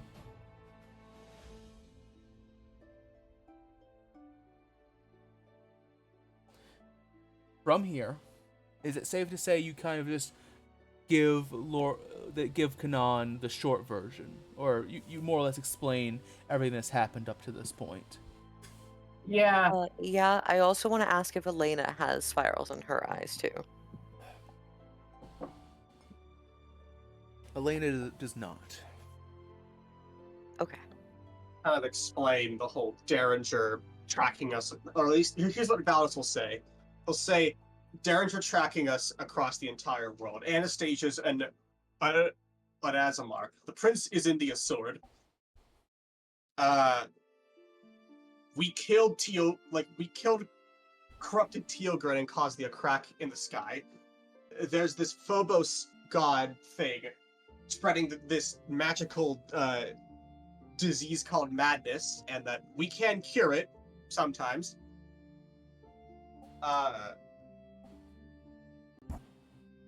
What else happened? I guess. Lore Yeah. will answer literally any question Kanon has.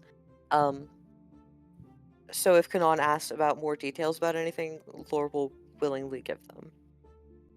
They want them to be as filled in as possible. And he'll also explain Abel and Abel's prophecy, and then how we killed Conquest to save Anastasia, and that fixing a lot of things. So from like Valdis' point of view, there are two ways to fix it: kill big monsters and find the funny magic goo.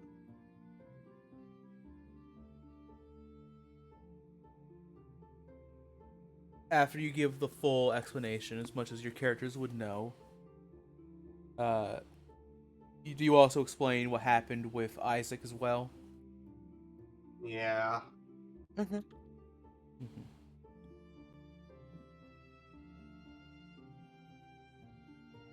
Oh, and we'll also explain. Valdis said like that we've had contact with the outside world, and they're not super helpful. Minus like one Henry guy. He'll explain like that we met with the people who have the naval blockade around, and they're not helpful at all. Mm-hmm.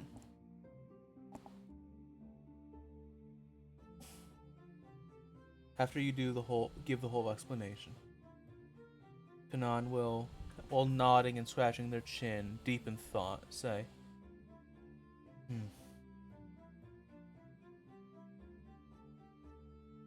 I do apologize for my badgering.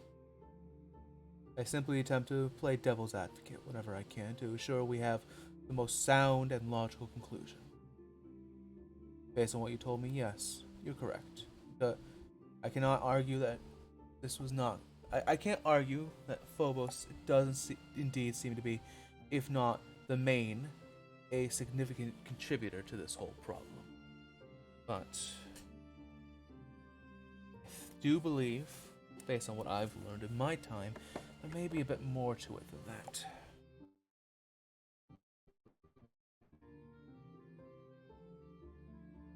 Mm-hmm.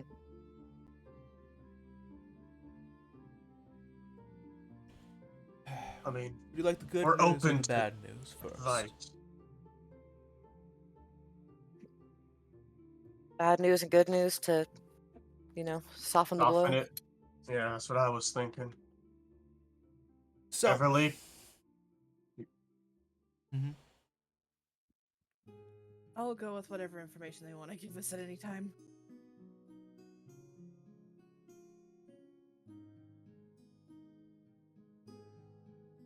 The bad news is, and despite whatever the girls may be saying about me, I have in fact been spending the past 2 months researching and perhaps sneaking into places I wasn't technically supposed to be in. And despite everything I've done, I've ultimately come up with nothing of my own in my own research.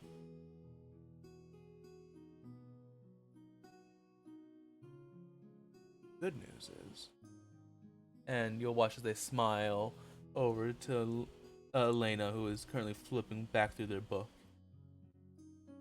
I happen to be a good friend of one of the smartest minds in all of South Thunder.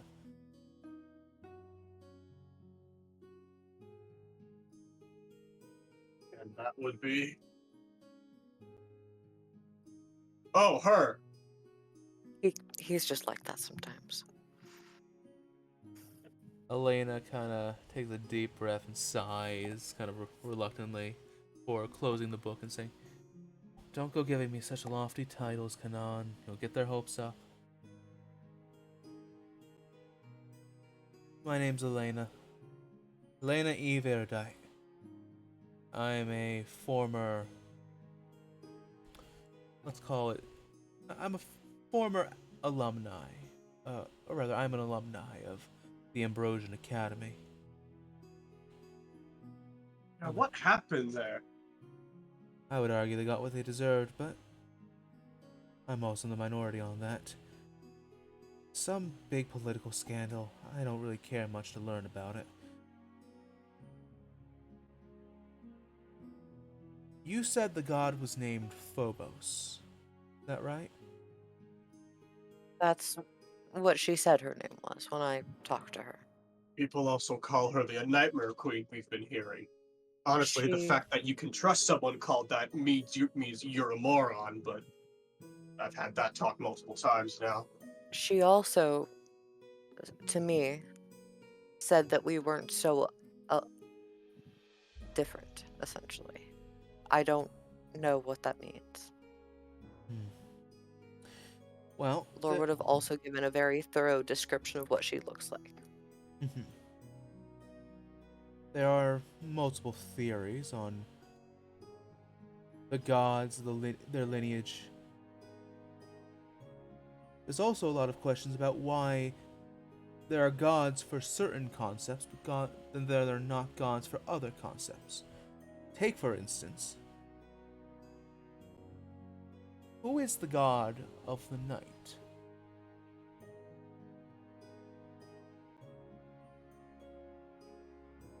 You may roll Arcana or Religion of your choice. They're both the same score for me, but I'll do religion. Okay. Natural 20.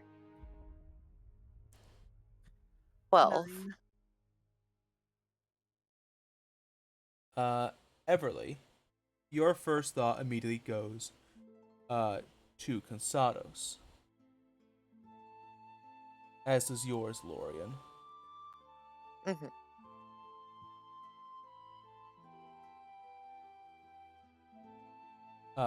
Validus, your mind immediately goes to a evil deity known as the Night Mother.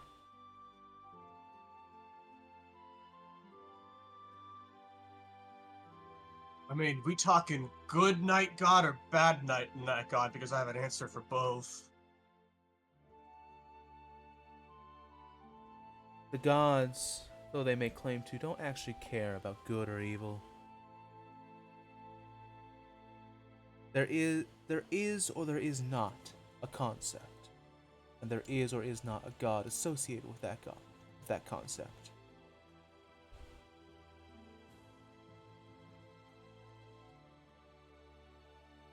The Night Mother, then, the evilest of evil. You know what they say in the stage plays. That is what many people think, and what many people choose to believe, that.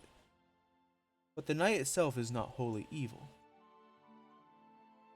As besides that, she is associated with evil and darkness, not the night. She is only referred to as the Night Mother as that is when her beasts, her monsters, roam the lands.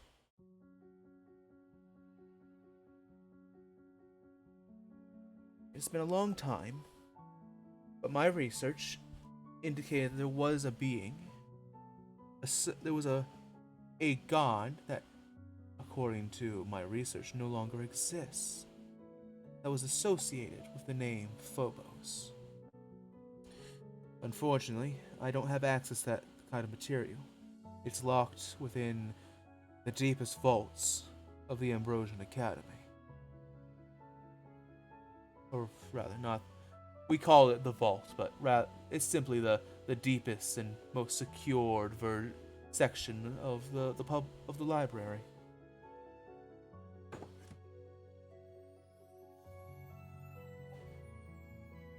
Great. Now we got 2 gods to a kill.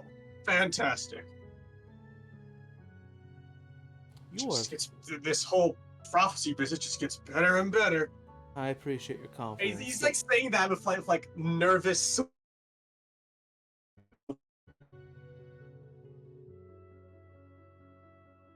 I appreciate your confidence, but many have tried. Do not focus on silly things like killing gods. It's something beyond your reach, I assure you. Focus more on saving your princess, why don't you? Well, I mean, the princess has been cursed as well as everyone else. So I assume by ending the curse, quickest way is probably by a whole bunch of mumbo jumbo, or striking the source of it. And you believe yourself powerful enough to kill a god. I have no reason to doubt that I can't eventually.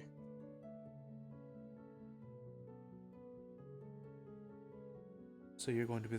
She begins to write something in a small notepad. The arrogant one will be the first to die.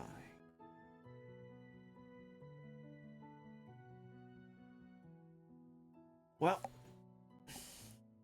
I might be able to tell you more about this Phobos being. Maybe even about the curse afflicting the land. Only if I can get within the library of the Ambrosian Academy. I assume since it's shut down, it's under constant watch by the friendly neighborhood Arknights. Indeed. But if we might be able to sneak in if we're crafty enough. The Judicar apparently all horrible gesture towards Validus. Yeah. Guys, I'm About sorry. that. My internet keeps cutting in and out. It keeps cutting off your words. I don't know if it's even recording what you're saying. Can you please repeat that Okay. last part, Lorian? This one, the Judicar wants to talk to this one. Laurel point towards Validus.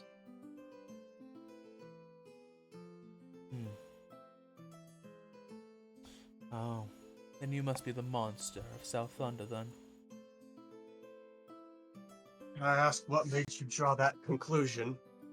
The Grand Judicar has lately been, from the rumors I've been hearing, seems solely focused on monsters as of late, of getting the monster on his side.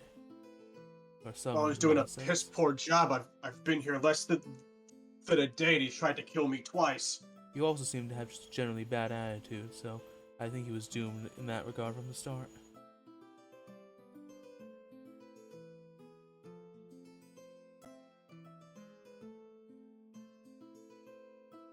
I may be able to pull some favors. If you are willing to assist me, or if you are willing to attempt to sneak in to the Ambrosian Academy and retrieve the book I seek, I may be able to assist you in learning more of this Phobos threat you face.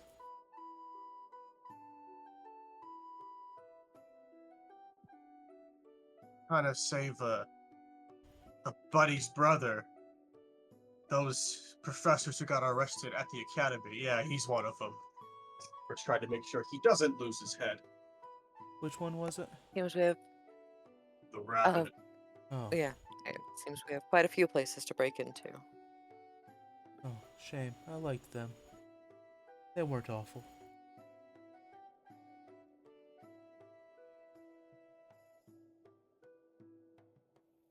Get smiles and says,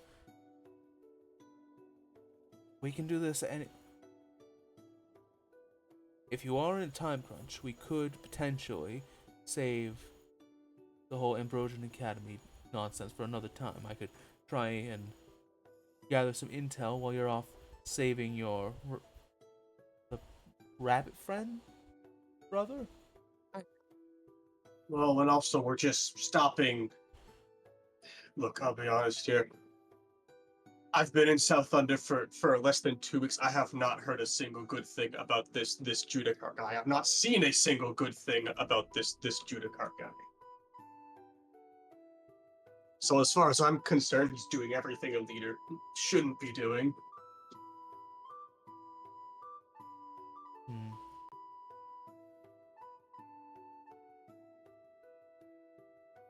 From what I hear, he's not acting like his usual self, though. What his usual self seems to be a contentious topic amongst the populace.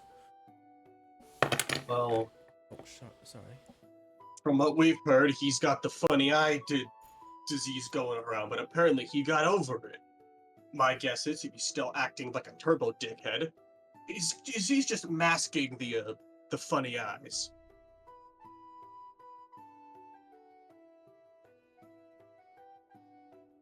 Mayhaps, and perhaps Phobos also has something to do with this. The Almost not arouse certainly. suspicion from the people. Well, I mean, if half the population's already converted, what does it matter about how sunny you are? I mean, hell, Arthas, the guy who's getting probably the worst shower of his life right now, said that like crazy than mother. Whatever the hell. I'm sorry. Hold on. Say that again. I mean, if half the population's converted, then how subtle do you have to be? Because Arthas, one of our companions, said like that someone in the line told him like, "Praise be the Nightmare Queen." So people are getting converted left, right, and center. You don't need to hide yourself if they're falling over for you.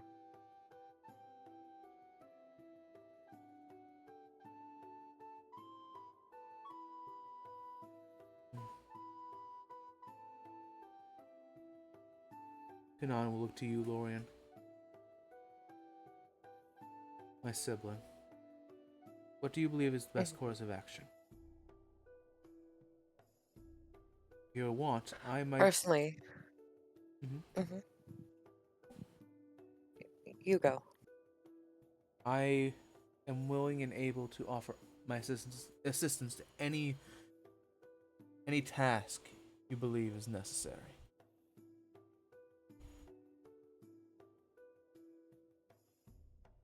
Personally, I think going and seeing the Judicar and talking to him at all is an insane plan. Even if it does go well, what, you work with him? Or Look, obviously I'm not planning to actually work with the guy because from what I've seen and heard, the guy's a turbo tyrant dickhead. Probably started a coup, according to the prince. I'm just going in, put on a show, talk to him while, to Namir's plan, you all free the prisoners. And But here's the thing. I highly doubt he would ever let you walk out of that castle willingly. So, once you step in those doors, if he knows it, or he wants it, you are gonna have to fight tooth and nail and probably die to get out. Even if the talk goes well, and you decide to work with him, why wouldn't you stay in the castle? worst And we case will be scenario, I breaking just those people out. And then what when he hears about it? When he knows that it's your group? You're going to be in trouble. well, I'll think be we in should avoid trouble, that. but I can handle trouble. I've handled trouble in my life. This is You can fight. no different. You can fight every Arknight in the castle at once alone. Oh no, I'm not fighting. I'm running away. I'm not You fucking. can run away from every Arknight in the castle alone. Well, I can teleport. That definitely helps. They have Like counter 10 spell. feet. It's not a spell. Oh. How many spell slots do How you have? far? Lord? Or how many uses of this do you have? Currently 2. Any more times than that, my body feels like it's about to tear itself apart. Ah, yes. A master plan. This is all Elena, by the way. Like, I can't see a Who single knows? flaw in the plan.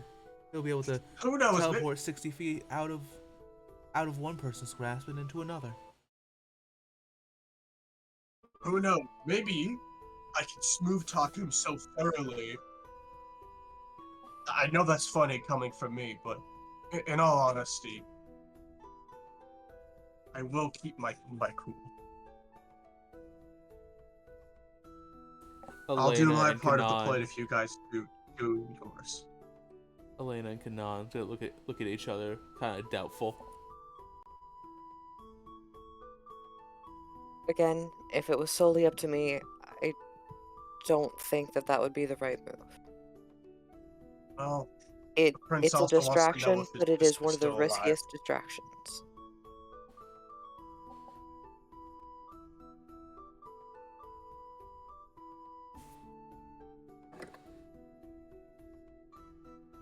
What do you think, Kanan? I value your opinion greatly.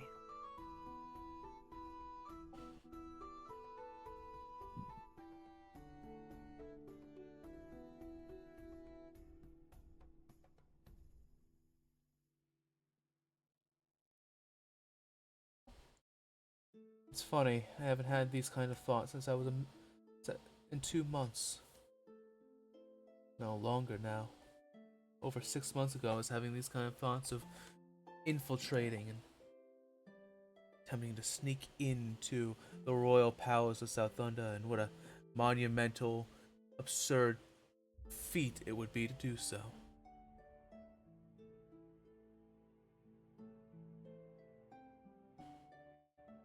In any other scenario, I'm sure you've heard that there is resentment brewing, potential uprising of the people.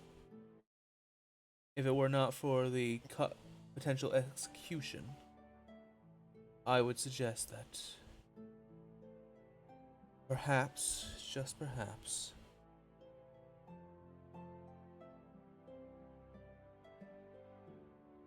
you wait for everything to blow over, for nature to take its course, but I mean, if it's a curse, is it really nature?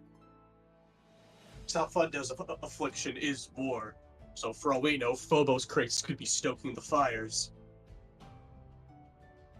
and all fires eventually burn out. But we do not have that kind of time nor patience available to us. You have as far as I can tell, you have 3 options. Attempt to sneak into the castle of your own accord, but potentially face certain death. You could go along with this plan, this seemingly suicidal plan to convince the Judicar that you are not in fact his enemy, when he's clearly demonstrated himself to be almost seeking out enemies these days. Or the third option, mind you, it's not a better solution by any means, it involves many more risks. But you could potentially attempt to ally yourself with the local uprising. How you would get in contact with them, I'm not sure myself, but if you had a contact with one of them, they may be willing to assist you. I mean, we I'm only not- met like 3 people here. The Arknight we told you about, the professor, and there was that Was one the- random dude who pulled us off the streets. He Who did helped tell us us. to meet. Yeah, he did tell us to meet him here, I think, right? No, he said to meet. He said to just come here, seek shelter here, which we did. He called himself Cousin Bosco, but I'm almost not his confident name. that is not his name. Yeah. I'm not gonna sacrifice people for this. We're the only ones who should be. We're trying to save the world. We should be the only ones in danger. I'm not getting the public involved. They're gonna get themselves in danger anyway. Wouldn't you rather back them up? Well, that's their decision. I'm not dragging them further into it.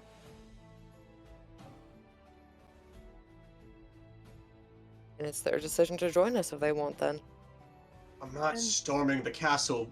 Again, the prince wants to know if his sister is okay. We need to do that first before we launch an assault on the castle. Don't you think these people have a right to fight for their home just as much as we do? Absolutely, but the question is, do they want to fight, or are they being told to fight by an evil god? I don't think they'd be launching a rebellion if they were doing it against their will. Look, Hmm. You yourself said he was a turbo tyrant. Why would they not want to fight against that? Even under normal circumstances. He Someone needs might be fanning the flames, but the sparks were already there. he needs to go. I agree. Y'all should forget the fact he has an army of Arknights. And you're the one suggesting to try and fight all of them alone. I'm saying I run away from all of them alone. Kanan raises their hand. Yes, Kanan. I may offer a compromise. To ally yourself with the uprising does not necessarily mean using them to your ends. Well, okay, sorry, technically it does, but I don't mean putting them in harm's way and using them as some kind of bulwark. It may do you well, if that is your prerogative, to convince them perhaps not to fight, but to allow you to go in and potentially, if possible, find some alternate way. We have an in with One the Arknight Arknights. acting alone rather than...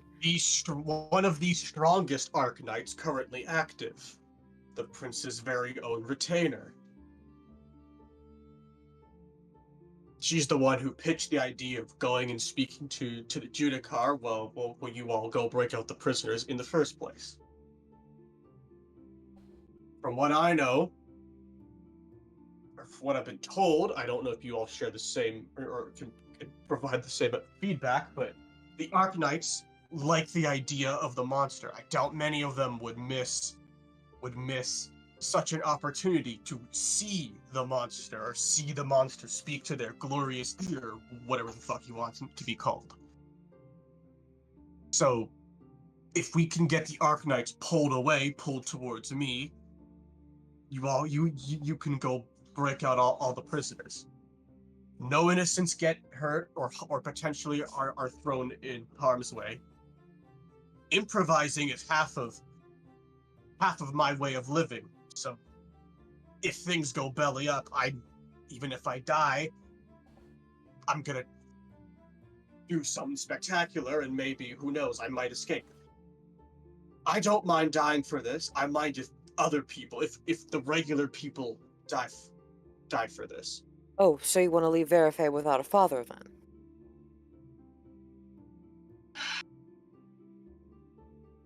Kanan raises their Obviously hands not. again. Yes, Alright. I'm a dad. Alright. Everyone calm down. I think we've discussed this enough.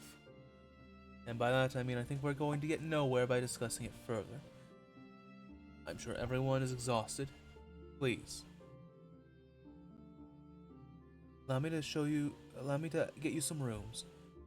So that you may sleep for the night, and once you've all rested, reconsider your options.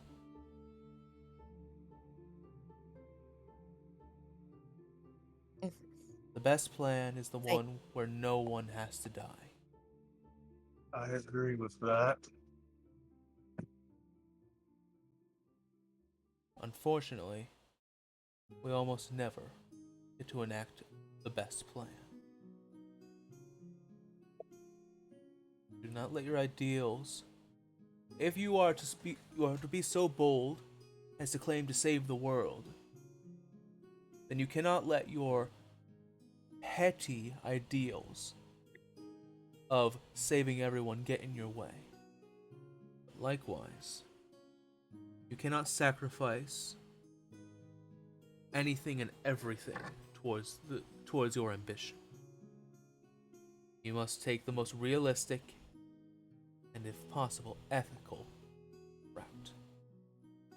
So come on, let's get you some rooms and some food, so that you may decide for that on your. You may contemplate your options on your own.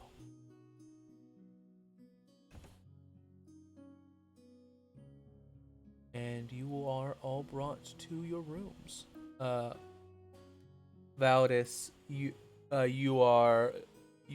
share a room with Arthas.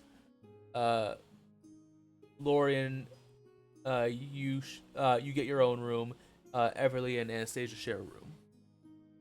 Sound good? Okay. Mm-hmm. Okay. But for me. Validus, when you walk in, like Arthas described, you see a very shiny, fine first shower in 5 years. Arthas just sitting and reading the journal. Ah, that took longer than I thought. How was it? How's Kanan?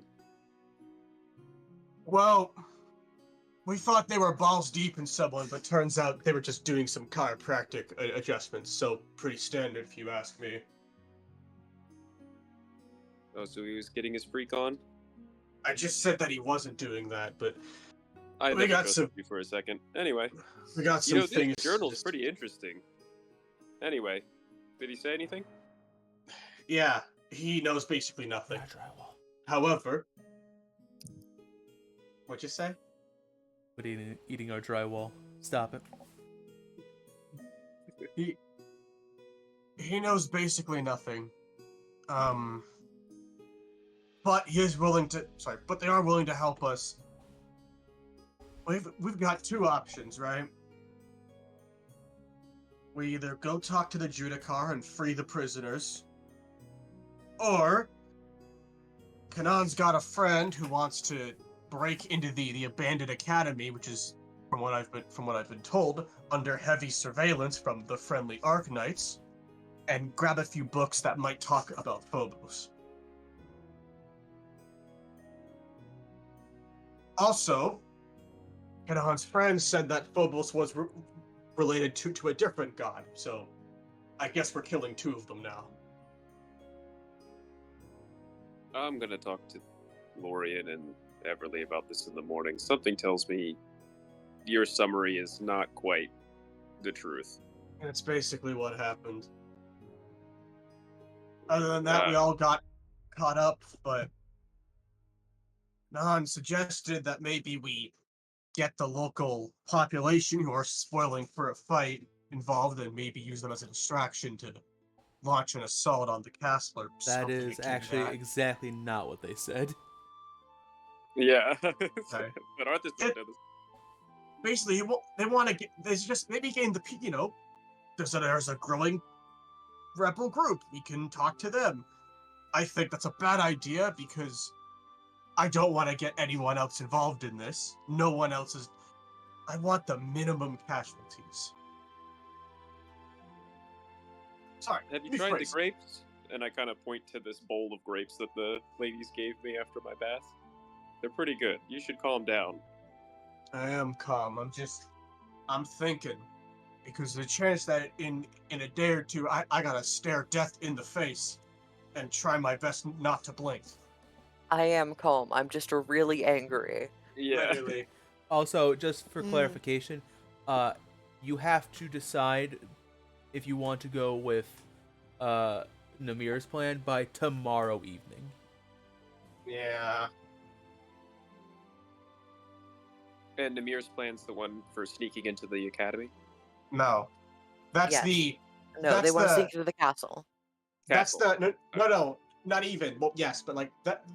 That's the send Validus to go talk to the Judicar, keep him distracted while everyone else goes and breaks out the prisoners. Gotcha.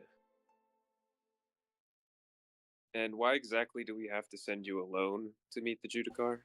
Because apparently, despite trying to kill me twice in the first day of being here, he wants to have a little chat with me.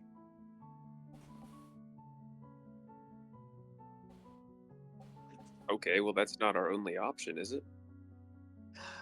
Well, no, we could sneak in ourselves, but we won't have help from a really powerful Arknight. And you mentioned something about a resistance? Some uprising? Yeah, I don't want to get them involved though, because Who said anything about getting them involved to help the cause? We can at least ally ourselves with people that are on the good fight.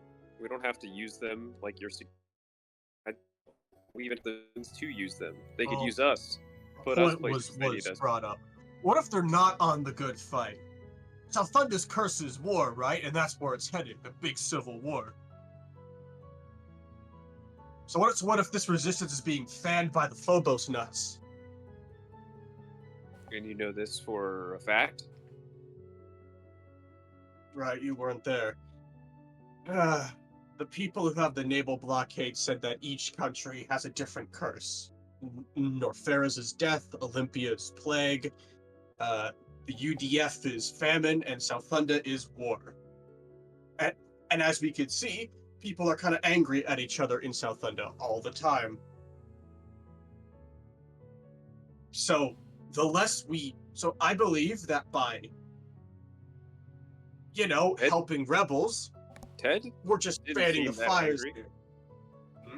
Have you met Ted? He's a nice fellow in line. Yeah, Turns out he's a follower of yeah, exactly. not so nice That's my people. But problem. he seemed rather nice. He didn't try to start a war with me or anything. Yeah, Derringer seemed pretty nice too, right up until the point he opened a doorway to buttfuck nowhere and froze us all. You need a nap. Valdis, you're talking in extremes here. There's always another way. There's always another path. It doesn't have to go one or the other way. You choose your own destiny. I know. You make it sound like Arthas. there's only two possible options for us. I know, Arthas, but I'm not smart enough to come up with a third option. Then And I don't want to fuck up any of the options like that we already have. then trust in your party, and we'll reach a decision tomorrow. We've had a long day, my friend. A long day. I'm still getting over the amount of alcohol I intook yesterday. Plus escaping the Ark Knights, we're finally in a peaceful setting for the most part. Let's take advantage of it. There's grapes, like I said, and other assortment of fruit. This bed is actually quite comfortable, and here, and I toss you the journal. I've read a bit of it. It's pretty interesting. Whose is this? Abel's. The one he had hiding in his robes. It's Oh yeah, a journal of Abel. his The dark journeys journal so far. or dark Yeah, leather the journal? dark journal. Okay. Dark leather journal, yeah. I would have spent the amount of time that they were all talking after I finished my bath reading. Pretty much starting we at the going to- beginning to whatever page you would say I got to. Are we going to read the journal? Valdis, I definitely read it for sure. Valdis takes the journal, just doesn't like closes it. Still holding on to it.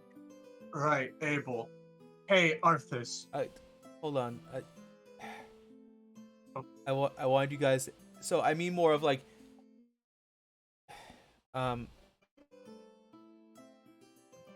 Okay, so I understand. I understand. Arthas read it. You're not going to continue reading it. Valdis won't, no. Okay. If I see that he's not going to read it, I'll take it back from him. Go ahead. I with would the like to, conversation. if there's anything interesting that I found in it that I'd make known to him, I would. But he seems very uppity from his conversation. Actually, let me go into what you read. So, did you start from where you had left off? Yes, from where I left off in the black covered dark book. Mm-hmm. So, yes. Yeah. I'd say in the time it took for the conversation with Kanan, you got to about halfway through what was written in the journal. The journal itself is only half filled out.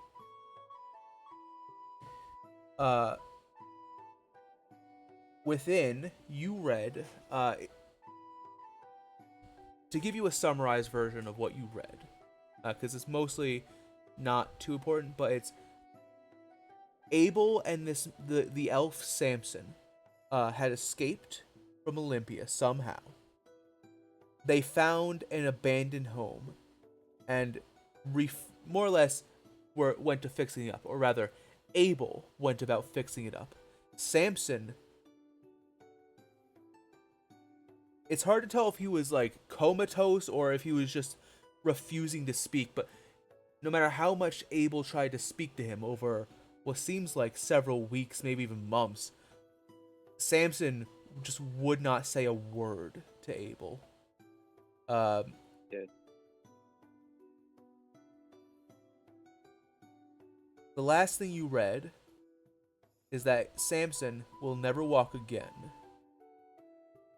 And I, or Abel, believes that Samson will always.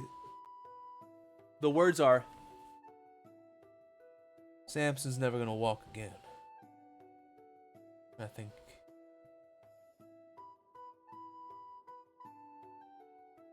No, I know. Samson hates me for it. And that's about the time that our Validus walked in. Cool. I wrote that down. We're actually talk about Abel. Arthas, when you showed us his stuff, you saw what I saw, right? We're not on different wavelengths here completely, right? I saw robes. I saw Robes, his, books, I the saw pendant. a wrapped sword. Sword he had at the castle, probably. Yeah, the one of Nocturna or whatever he said it was. Yeah, back at the castle. that pendant. Tell me, what shape was that? A triangle with a circle. 2 circles inside. Validus like blinks at Arthas. Oh, goodness, do you still have it? I gave it to Lorien, I thought. Hold on, let me check. I'll check my bag of holding for it. Do I have it on my person? I do. Yeah, it's written in my thing.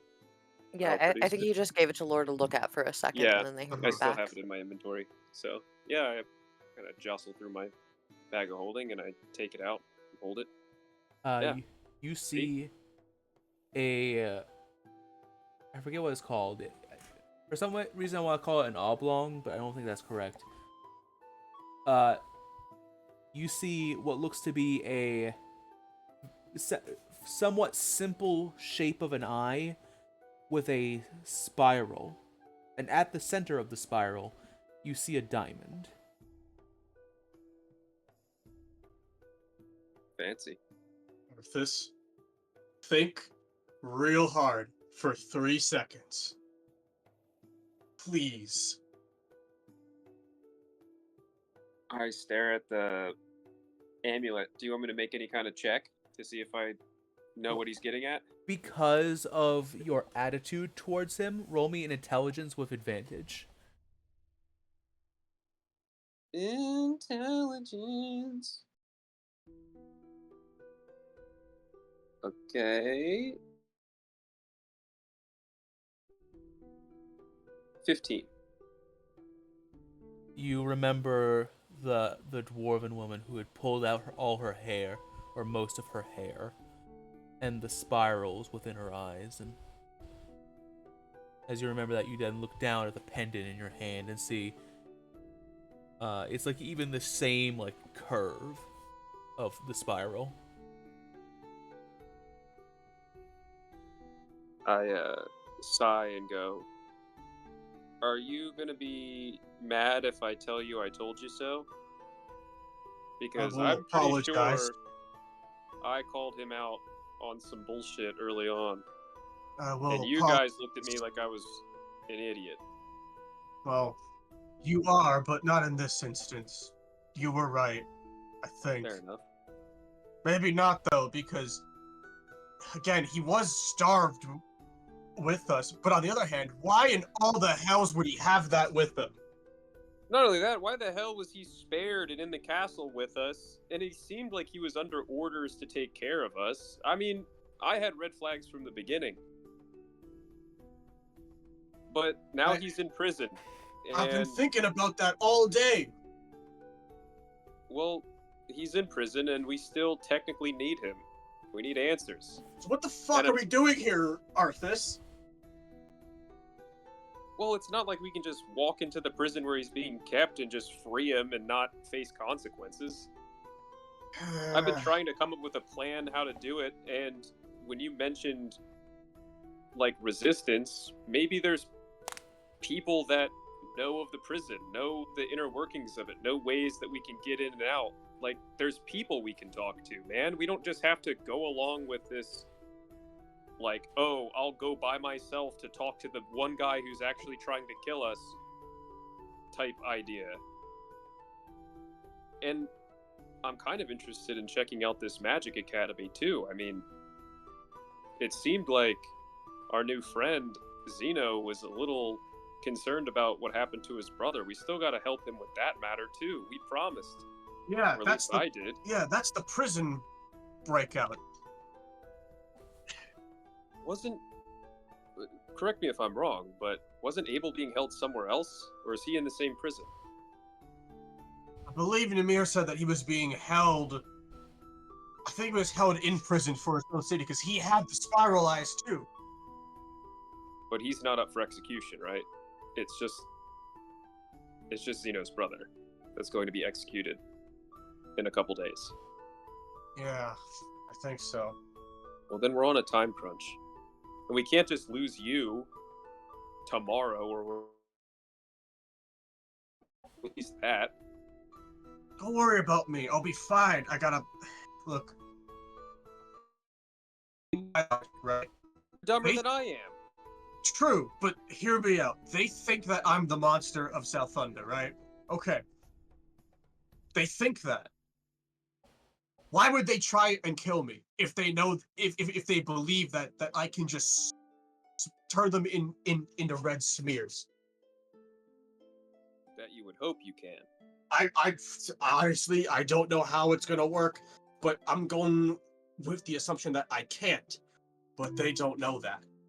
Look, I'll tell you something, and I hope it doesn't destroy your ego in any way, but when you turned into that thing last, there was about 20-something orcs that became fodder under your feet, but they did enough damage to you that when you came out of it, you were basically on death's door.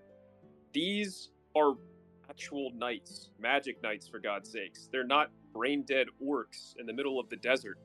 They're going to do way more damage to you than you can do to them in the time frame that you think you can.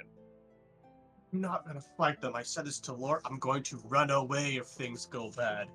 And even if I don't escape, Did our talk For- around the fire mean nothing to you? Oh, it meant Does this party everything. mean nothing to you? It means everything. That's why Then I'm stop doing trying- it and you guys aren't. Then stop trying to self-sacrifice. The whole reason why we became a party is so that we didn't have to do that. We live together, we die together. You need some sleep, man. We'll talk about this in the morning with the rest of the party. I need their input anyway. I don't believe everything you've told me. But I hear you out for... I understand what you're saying about the necklace. Abel's been a concern of mine since the beginning. Again, but- you were right, and I fucked up yet again. That's not the point I'm trying to make. The point is, now we know that he's involved in this somehow. We need to know if he's a cause or if he's somebody who's also trying to fight against it. We don't know where he stands. Just because I don't trust the man doesn't mean he can't prove himself to us.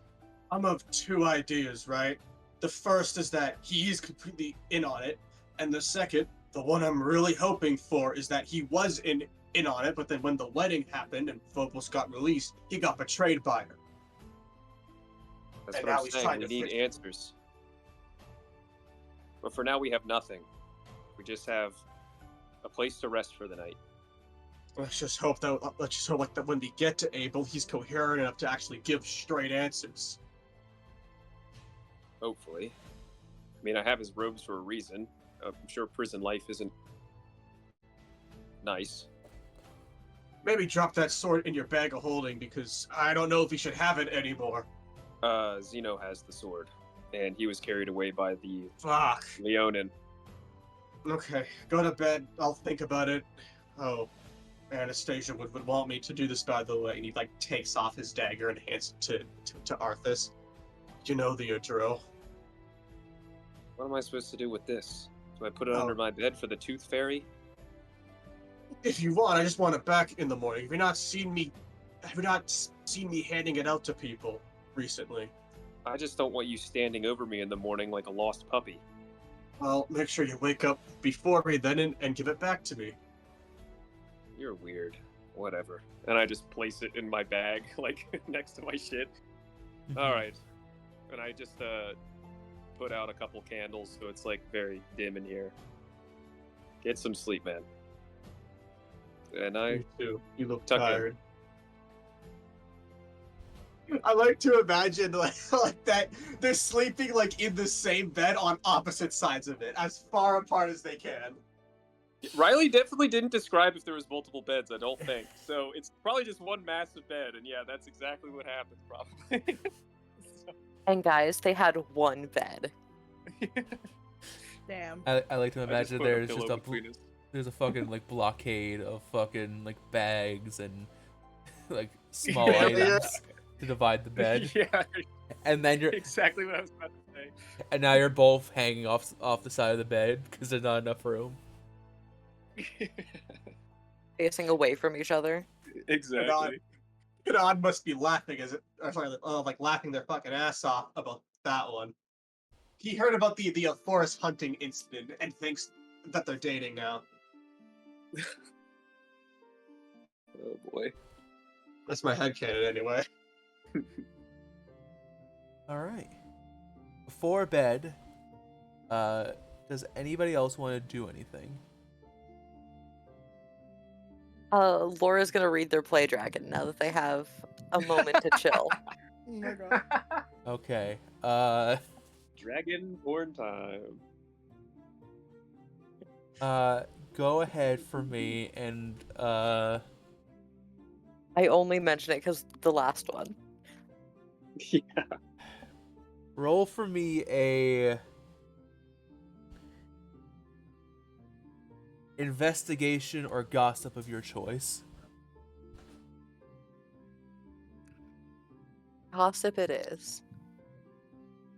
13, that was almost a natural 20. Nice. Hold on. Okay. All right. So I think I said, what was it, 23 or 27 was the issue that Coffany had. Yeah, something like that. So the funny thing about Yeah.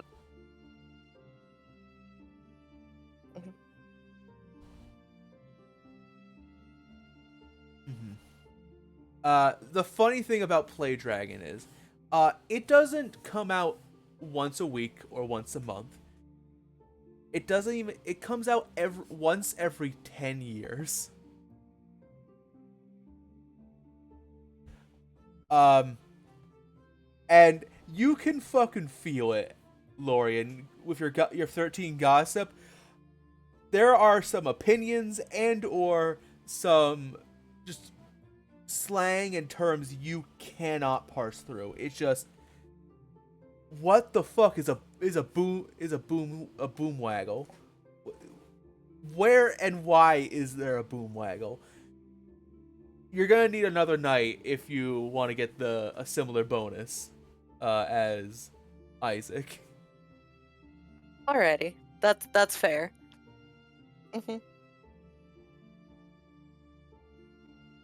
That's all I wanted to do. Okay.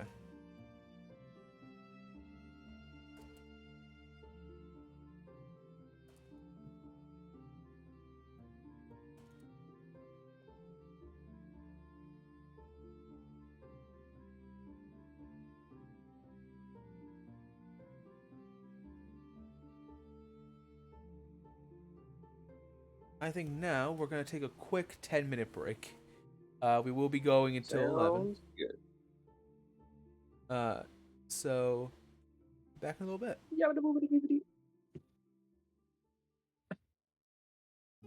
I forget, where did Lore get the porn book? Abel's, I think. I Abel's. think they found it in the couch. When they Yes, laid down, they Abel's. felt it. Yeah.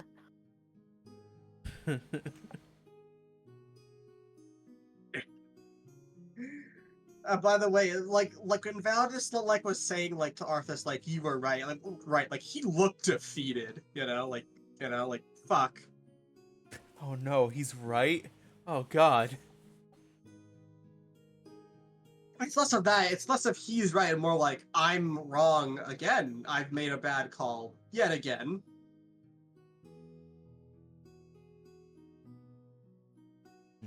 And just yeah.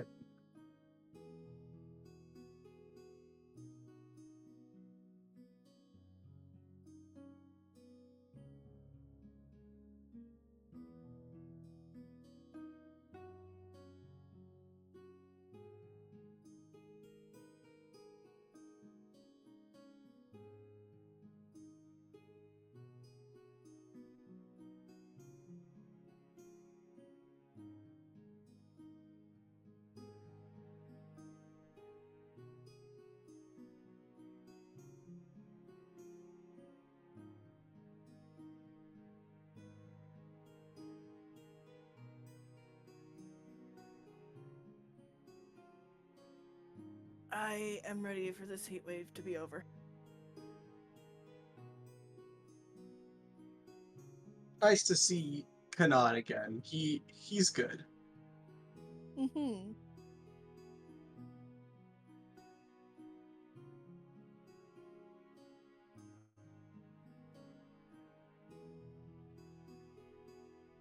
Sorry, they're good. I mean, sorry.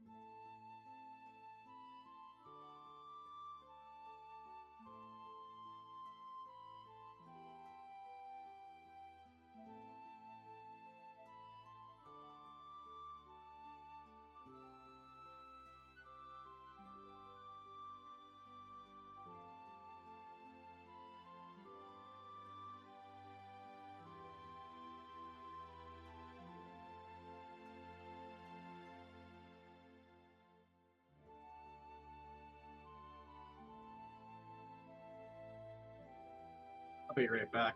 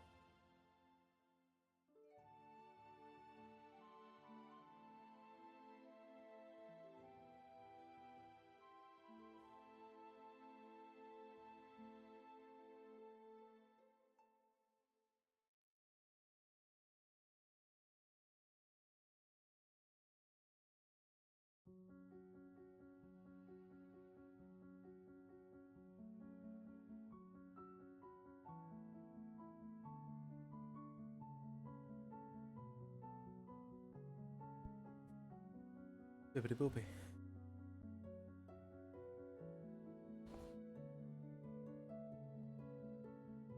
Oh boy.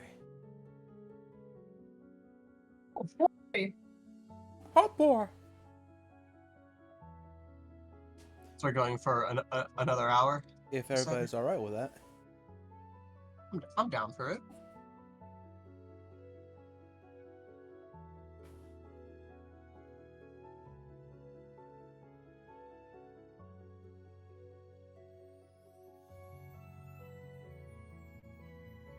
Oh. Oh, Bye, Everly. I guess Steph's not down for it.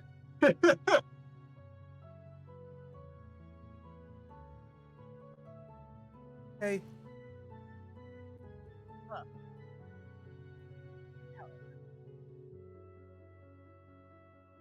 I love it when the power goes out. Said it 4 times already.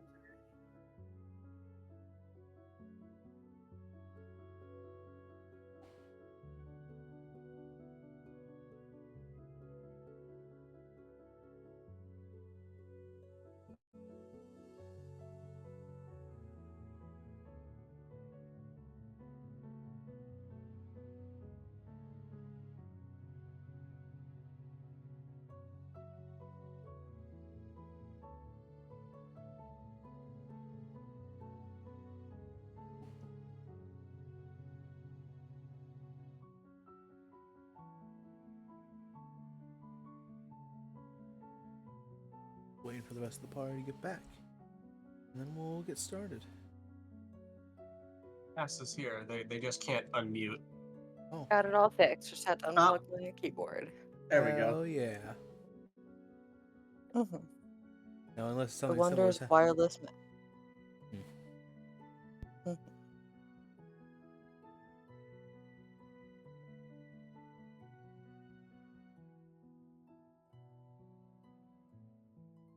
Feels like we're going real slow this session.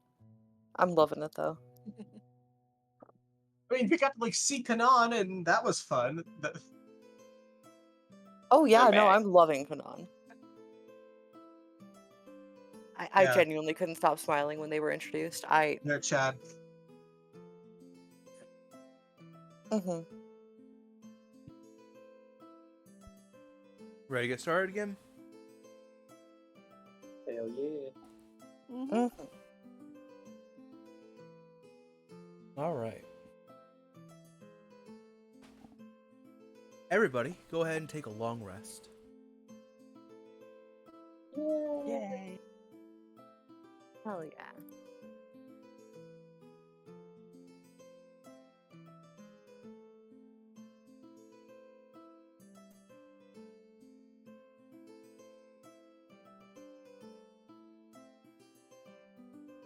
Okay.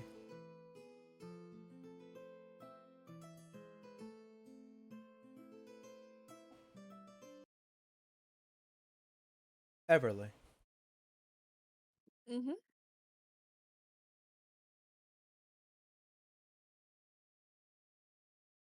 As you drift off to sleep that night,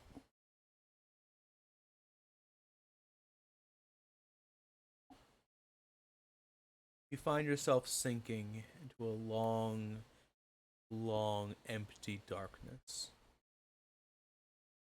It's like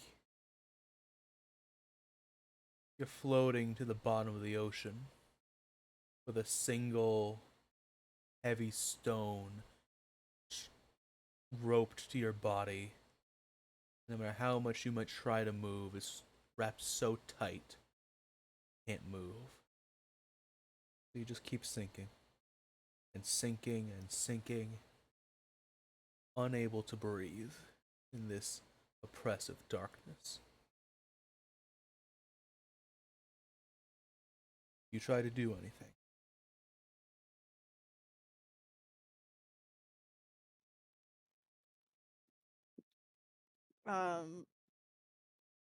Is it dark enough where I can't see like around me? No. Strangely enough, you can see yourself. But it's so dark you can't see anything else. It's as if you yourself cut a light into the darkness around you.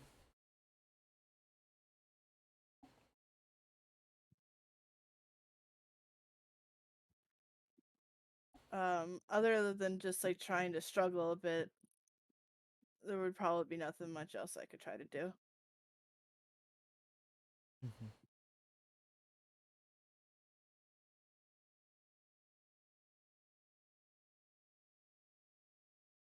Eventually,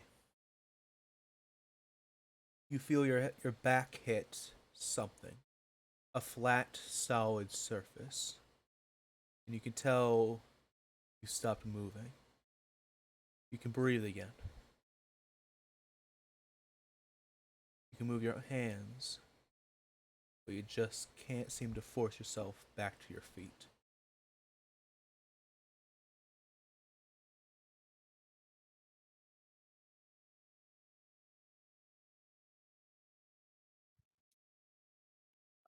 Staying where I am though, I'm gonna try and look around me and see if I can maybe see anything again. Roll me a perception check, please.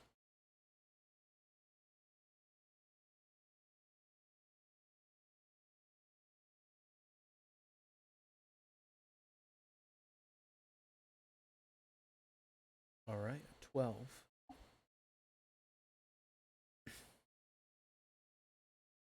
Everly, you try to look around, you strain your neck, you glance this way and that. And at first, you see nothing. There's no light, there's nothing, there's no scenery around you. At least that's what you think at first, until you hear the sounds of metal greaves against stone. A very familiar sound to you, considering who you grew up with. And eventually you hear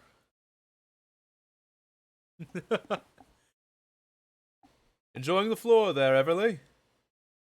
I suppose it is a good place to look up the night sky. And as you look towards the voice, you see the sky above you filled with stars. And flipped at an odd orientation considering where you are, you see Tesla smiling down at you.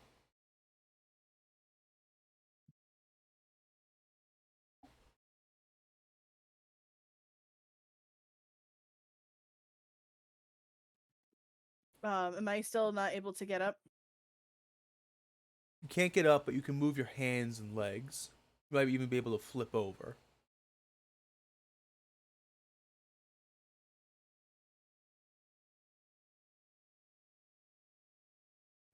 Um, I would attempt to flip over. It would probably be like on my stomach, since she can't get up on her feet. Uh, she gasps a little bit. Tessa, is that really you? The one and only, in the flesh as always. And you seem to be doing your best impression of a crab. And he'll reach a hand out to you to help you up.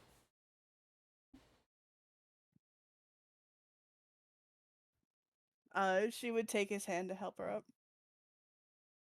You're pulled quickly to your feet.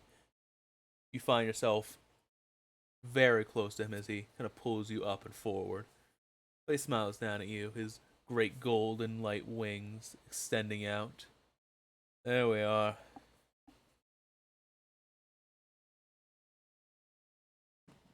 What was it you were always telling me about the stars?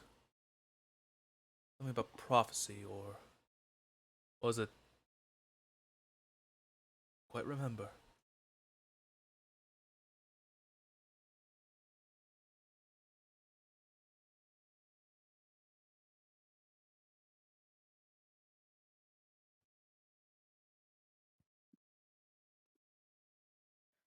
Um,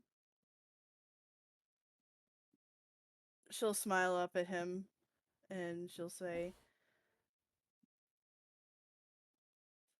"The stars can help us figure out our destiny." And then she's gonna hug him. You'll feel a warm, very gentle hand at the back of your head. Destiny is a strange thing, isn't it, my dear? It tells us all the things we do and do not want to know, the painful truths, and the heroic journeys that await us. I wonder what journey the stars foretell for you.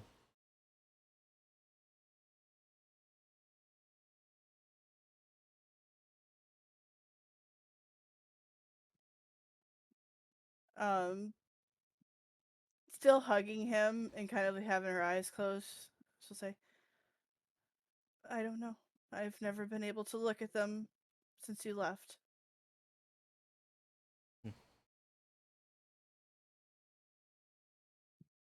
Well, let's go to where I am then.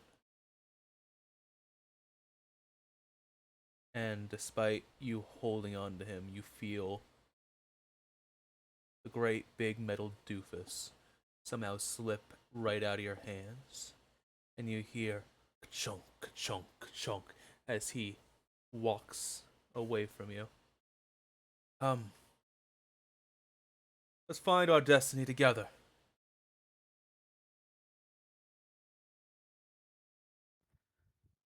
Uh, Kind of shocked that he got away from her somehow. Uh, she's like, I'm not sure what you mean, but okay. As you follow behind him, he laughs. He points towards whatever direction he's heading in.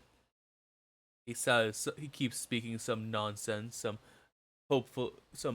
hopelessly optimistic things like how the future is for the taking for those who work for it. That justice shall always prevail, so long as evil is not given the ground to take. Things like that.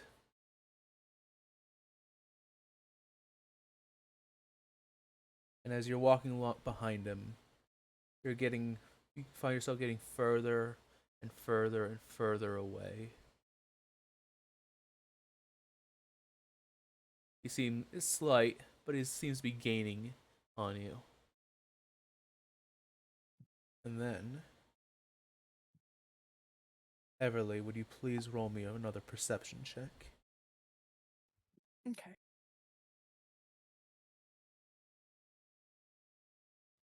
That's a 7.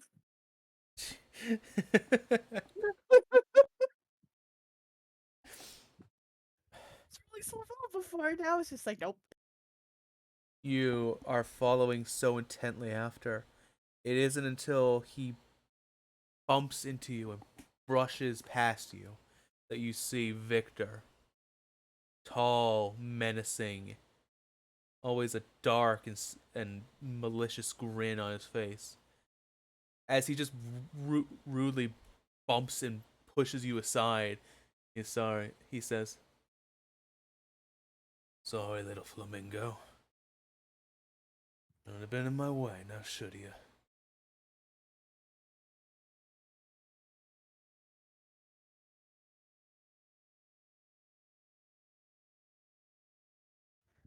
Uh, Kind of having the look of being completely offended, she narrows her eyes.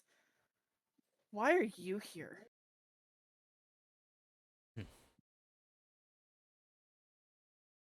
Wouldn't you like to know?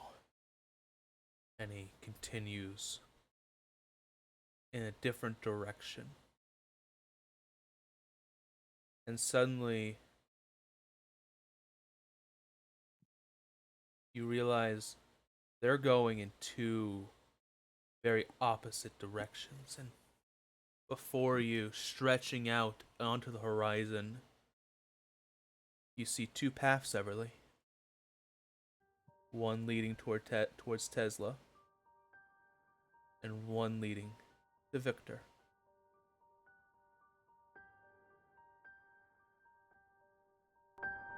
Oh, not that high.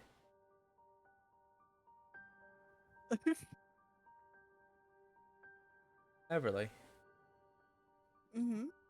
Be clear, this is not a confirmation. This is not you choosing. What path do you want to go down?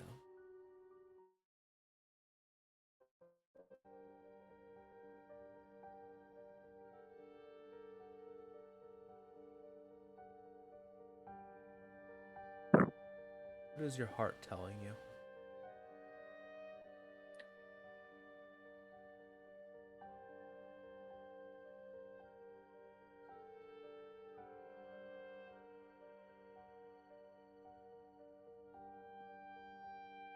That is a very hard choice.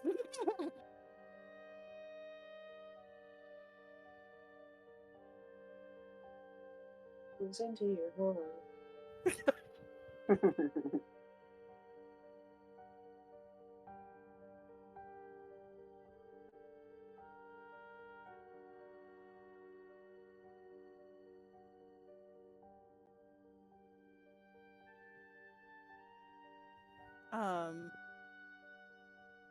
Standing where she is, Everly's gonna feel very confused. She's looking back and forth between Tesla and Victor. And she kind of squints her eyes. What's going on here? Why are either of you going in opposite directions? Neither answer you, and they're getting farther away.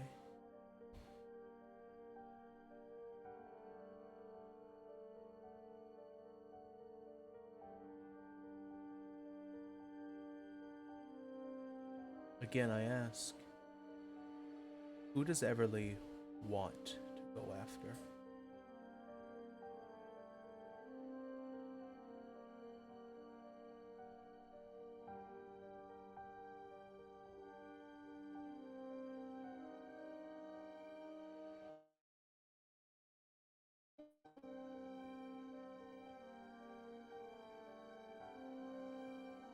Being momentarily distracted by kind of being pushed aside, like she was by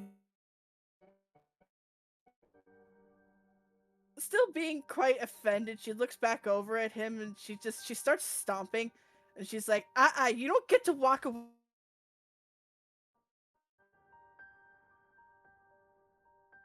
I'm sorry, Everly, could you repeat that last part? It cut out again.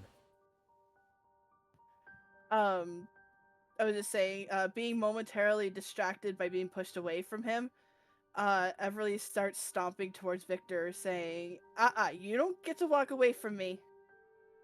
So you are actively walking towards Victor. Yes. Thank you, Vibes Rave. Oh, never mind, sorry. They're just bought. Anyway.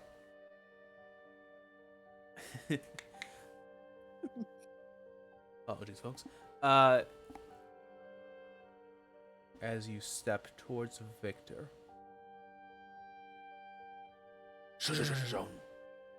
you watch as the ground, almost a line splitting Victor and Tesla, cracks,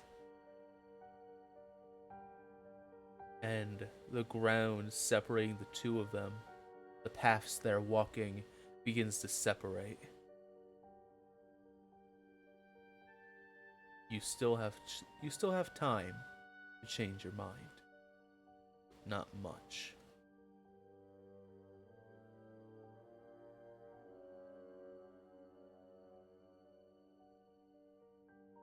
They are still walking further away from you.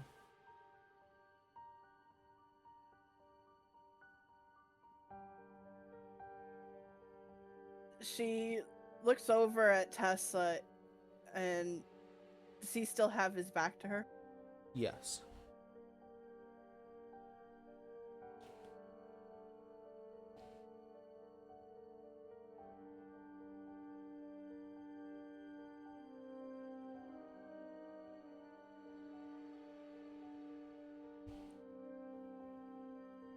She looks sadly at his back. And she says to herself, I'm sorry, but I have to find out something. And she starts sprinting towards Victor again.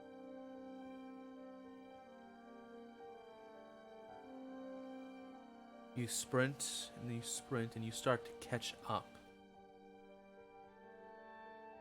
And just as you reach out, you almost for a second swear you feel your hand press against his back. He's gone. And the half of this endless darkness which once contained the path Tesla was walking upon crumbles away to dust. And you are once again left alone.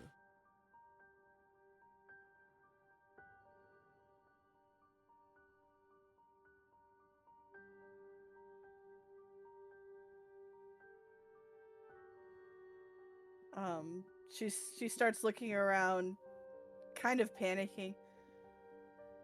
Now what's happening?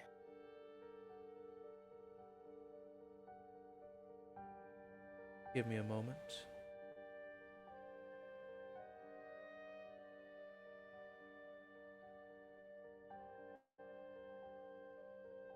You hear from behind you.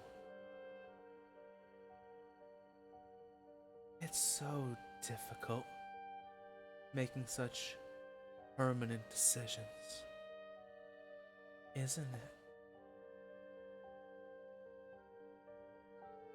But you seemed so sure of yours.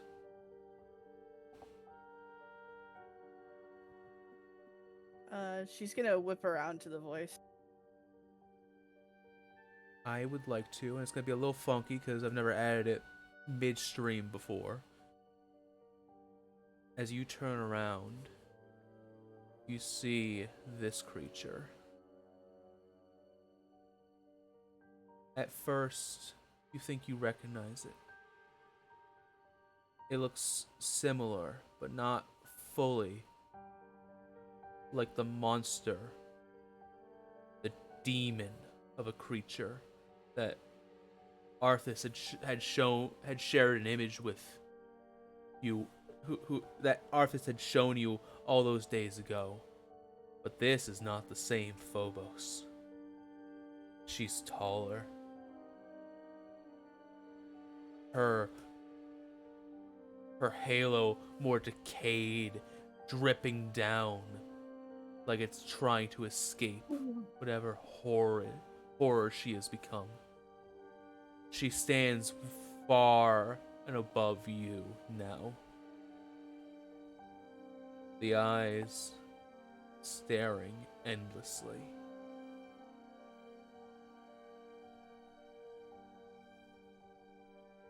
Art is by Akiori on Twitter.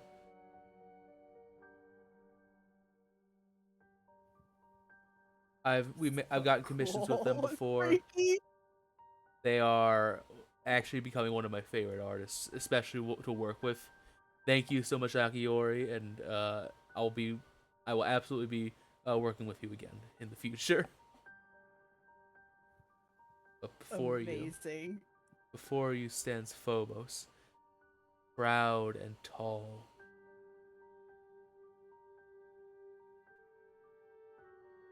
You feel your heart bursting in your chest. It wants to escape your ribcage so it does not have to be in her presence. And she smiles down at you, head tilted, ever so tilted slightly. Or more than slightly. It's tilting far more than any creature of her size or her makeup should be able to tilt their head.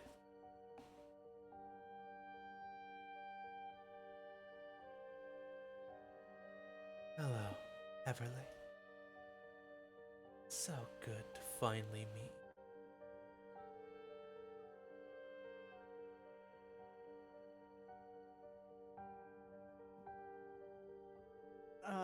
Not trying to show the obvious fear she has right now.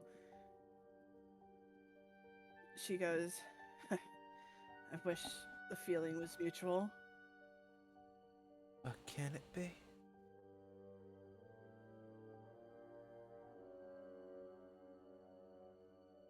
I think you and I have a great deal in common. More than you might ever know.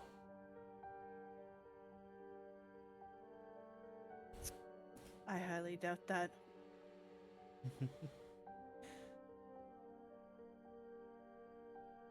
Oh. Believe me, in time, you'll know. And right. She takes a step closer to you. She is at least a foot, maybe 2 even, taller than you. And she doesn't even seem to be standing straight up.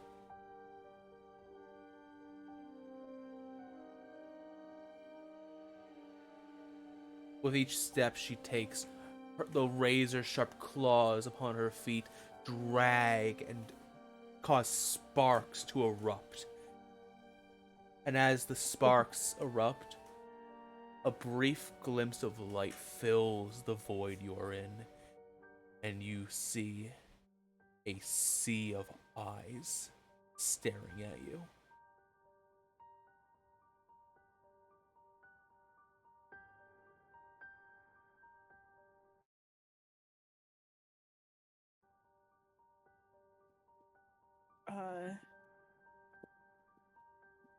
Seeing those eyes, she's clearly freaked out now. And she's like, enough of your games. Where am I, and what did you mean by permanent choices?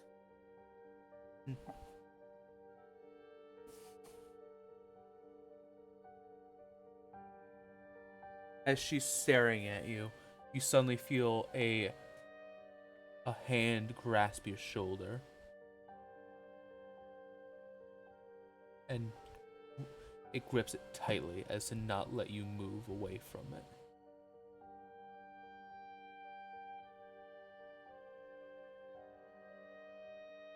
She tries to struggle against it, and she looks where the hand is. You see Phobos. As you look back to where she was, she's gone, now replaced by the Phobos holding you in place. Here, you cannot struggle against her. She smiles a most cruel and unjust smile.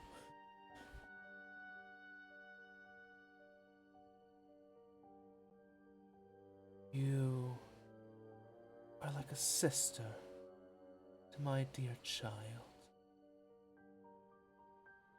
And for that, you have my thanks. Which is why I trust you more than anyone else. Do a favor for me.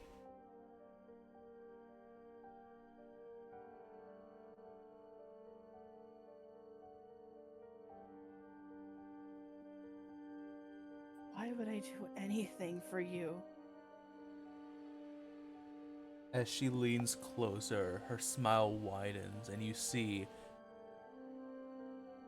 as she speaks, you can see multiple rows of teeth inside her mouth. Human teeth. God. It somehow makes it worse.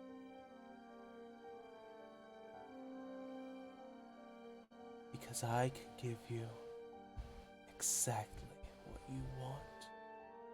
Nay, what you need.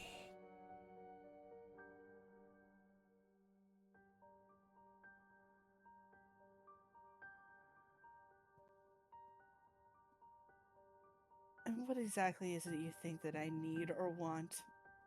You know nothing about me. You've told me everything about you that I need to know. All with one little irreversible choice.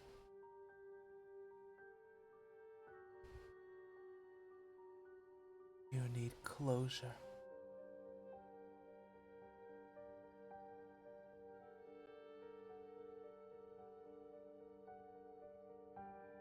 Closure from what? From the feelings, those terrible emotions burning a hole in your heart like acid through metal.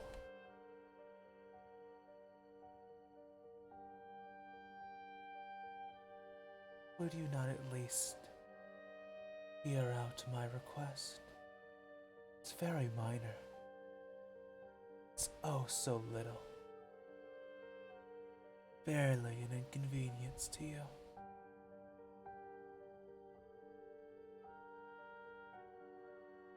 You can tell me what you want, but it doesn't mean I'm going to do anything for you. Even if it is mutually beneficial? Or... Wait, no, hold on, I think I said that wrong. No. Wait, did I say it right? Mutually beneficial? Yes. Yeah, if what you're trying to go for is works in both their favors, then yeah. Yes, that is what I mean, sorry. My brain Yep. brain did a backflip and landed wrong. I feel that. No, you're good. Even if it is mutually beneficial.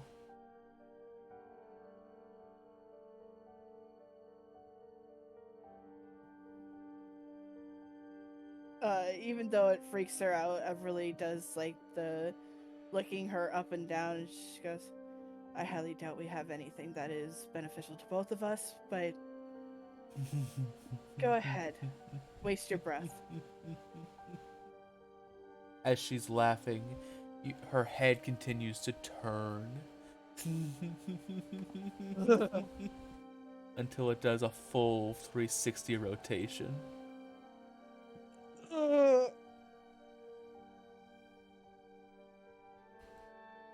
The next time you see Abel Canesworth,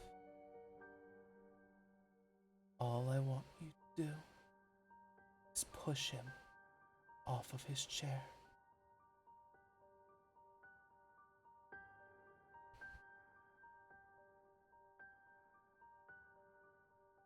It's all I ask.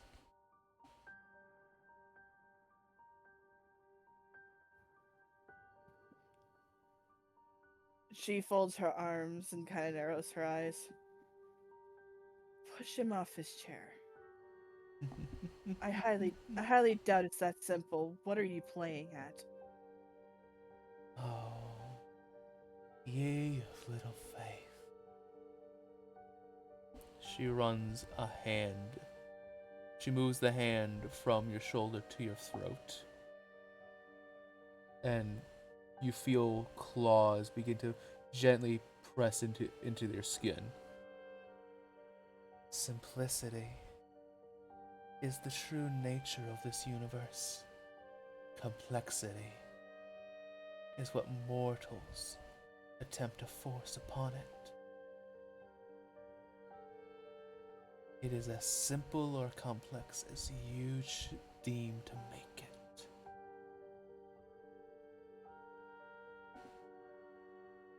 All I ask is what I ask. That Abel Canesworth be pushed from his chair. And then you can finally say you've always needed to say, that light named Tesla.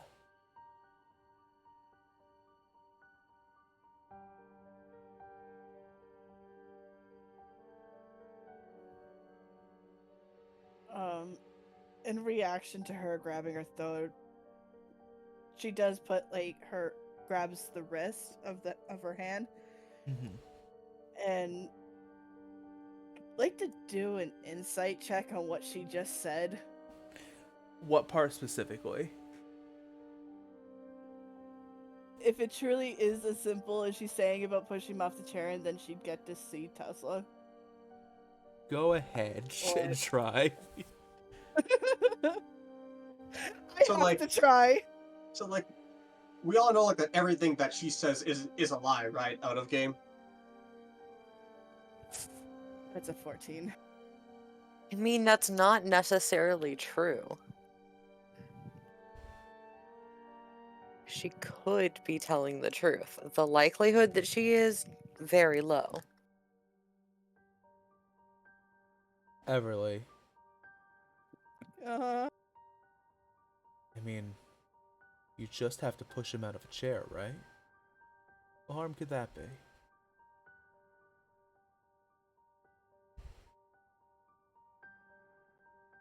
But why Abel, of all people?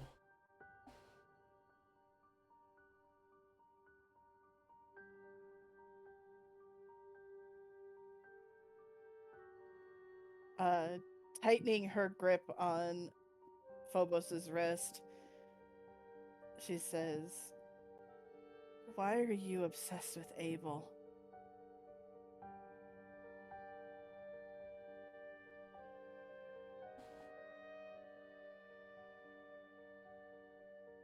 You watch as her head continues to rotate until you begin to hear.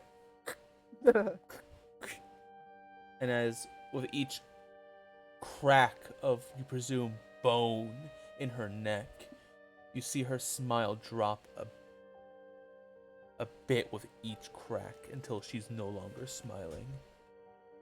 And her head is upright.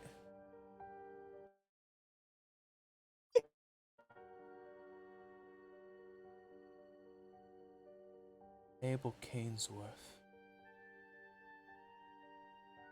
is a traitor.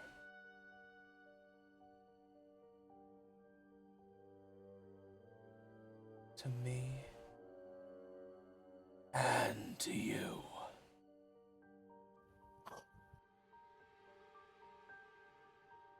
I tolerate many things. And then her head in reverse does a full 360, and she's back to smiling. Betrayal is not one of those things.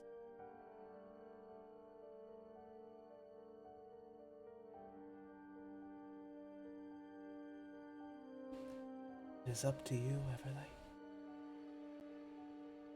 Just know that should you never release those feelings, do not make them known to the world. And you begin to hear rumbling as the ground beneath your feet gives way, and you are now only suspended by the hand around your throat. The only thing that awaits you is your own destruction.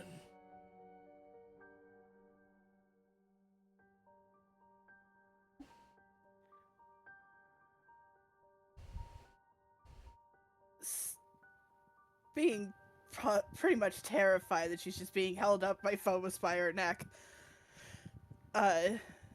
She's now gripping her wrist with both her hands and just pretty much, I'm sure, barely able to breathe.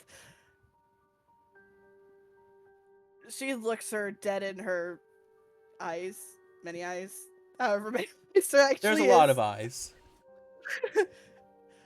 The eyes that she can positively stare at all at once, and she narrows hers and goes,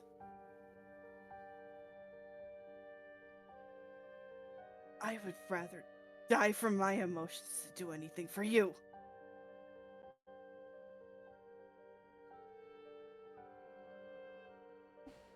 Okay. And she drops you. And you fall. Not a girl. Until eventually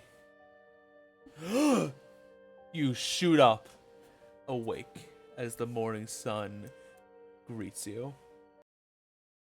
And I think as you catch your breath, feeling your whole body sore as if you just hit the pavement at 90 miles an hour, that's where we're going to end today's session. Good fucking shit. Don't be tempted. Good shit. Out of girl, Everly. Very proud of you for not blindly saying yes to Owl Mommy. All right. Well, before we say any more cringe shit, goodbye, everybody. Owl mommy indeed. Bye. Goodbye.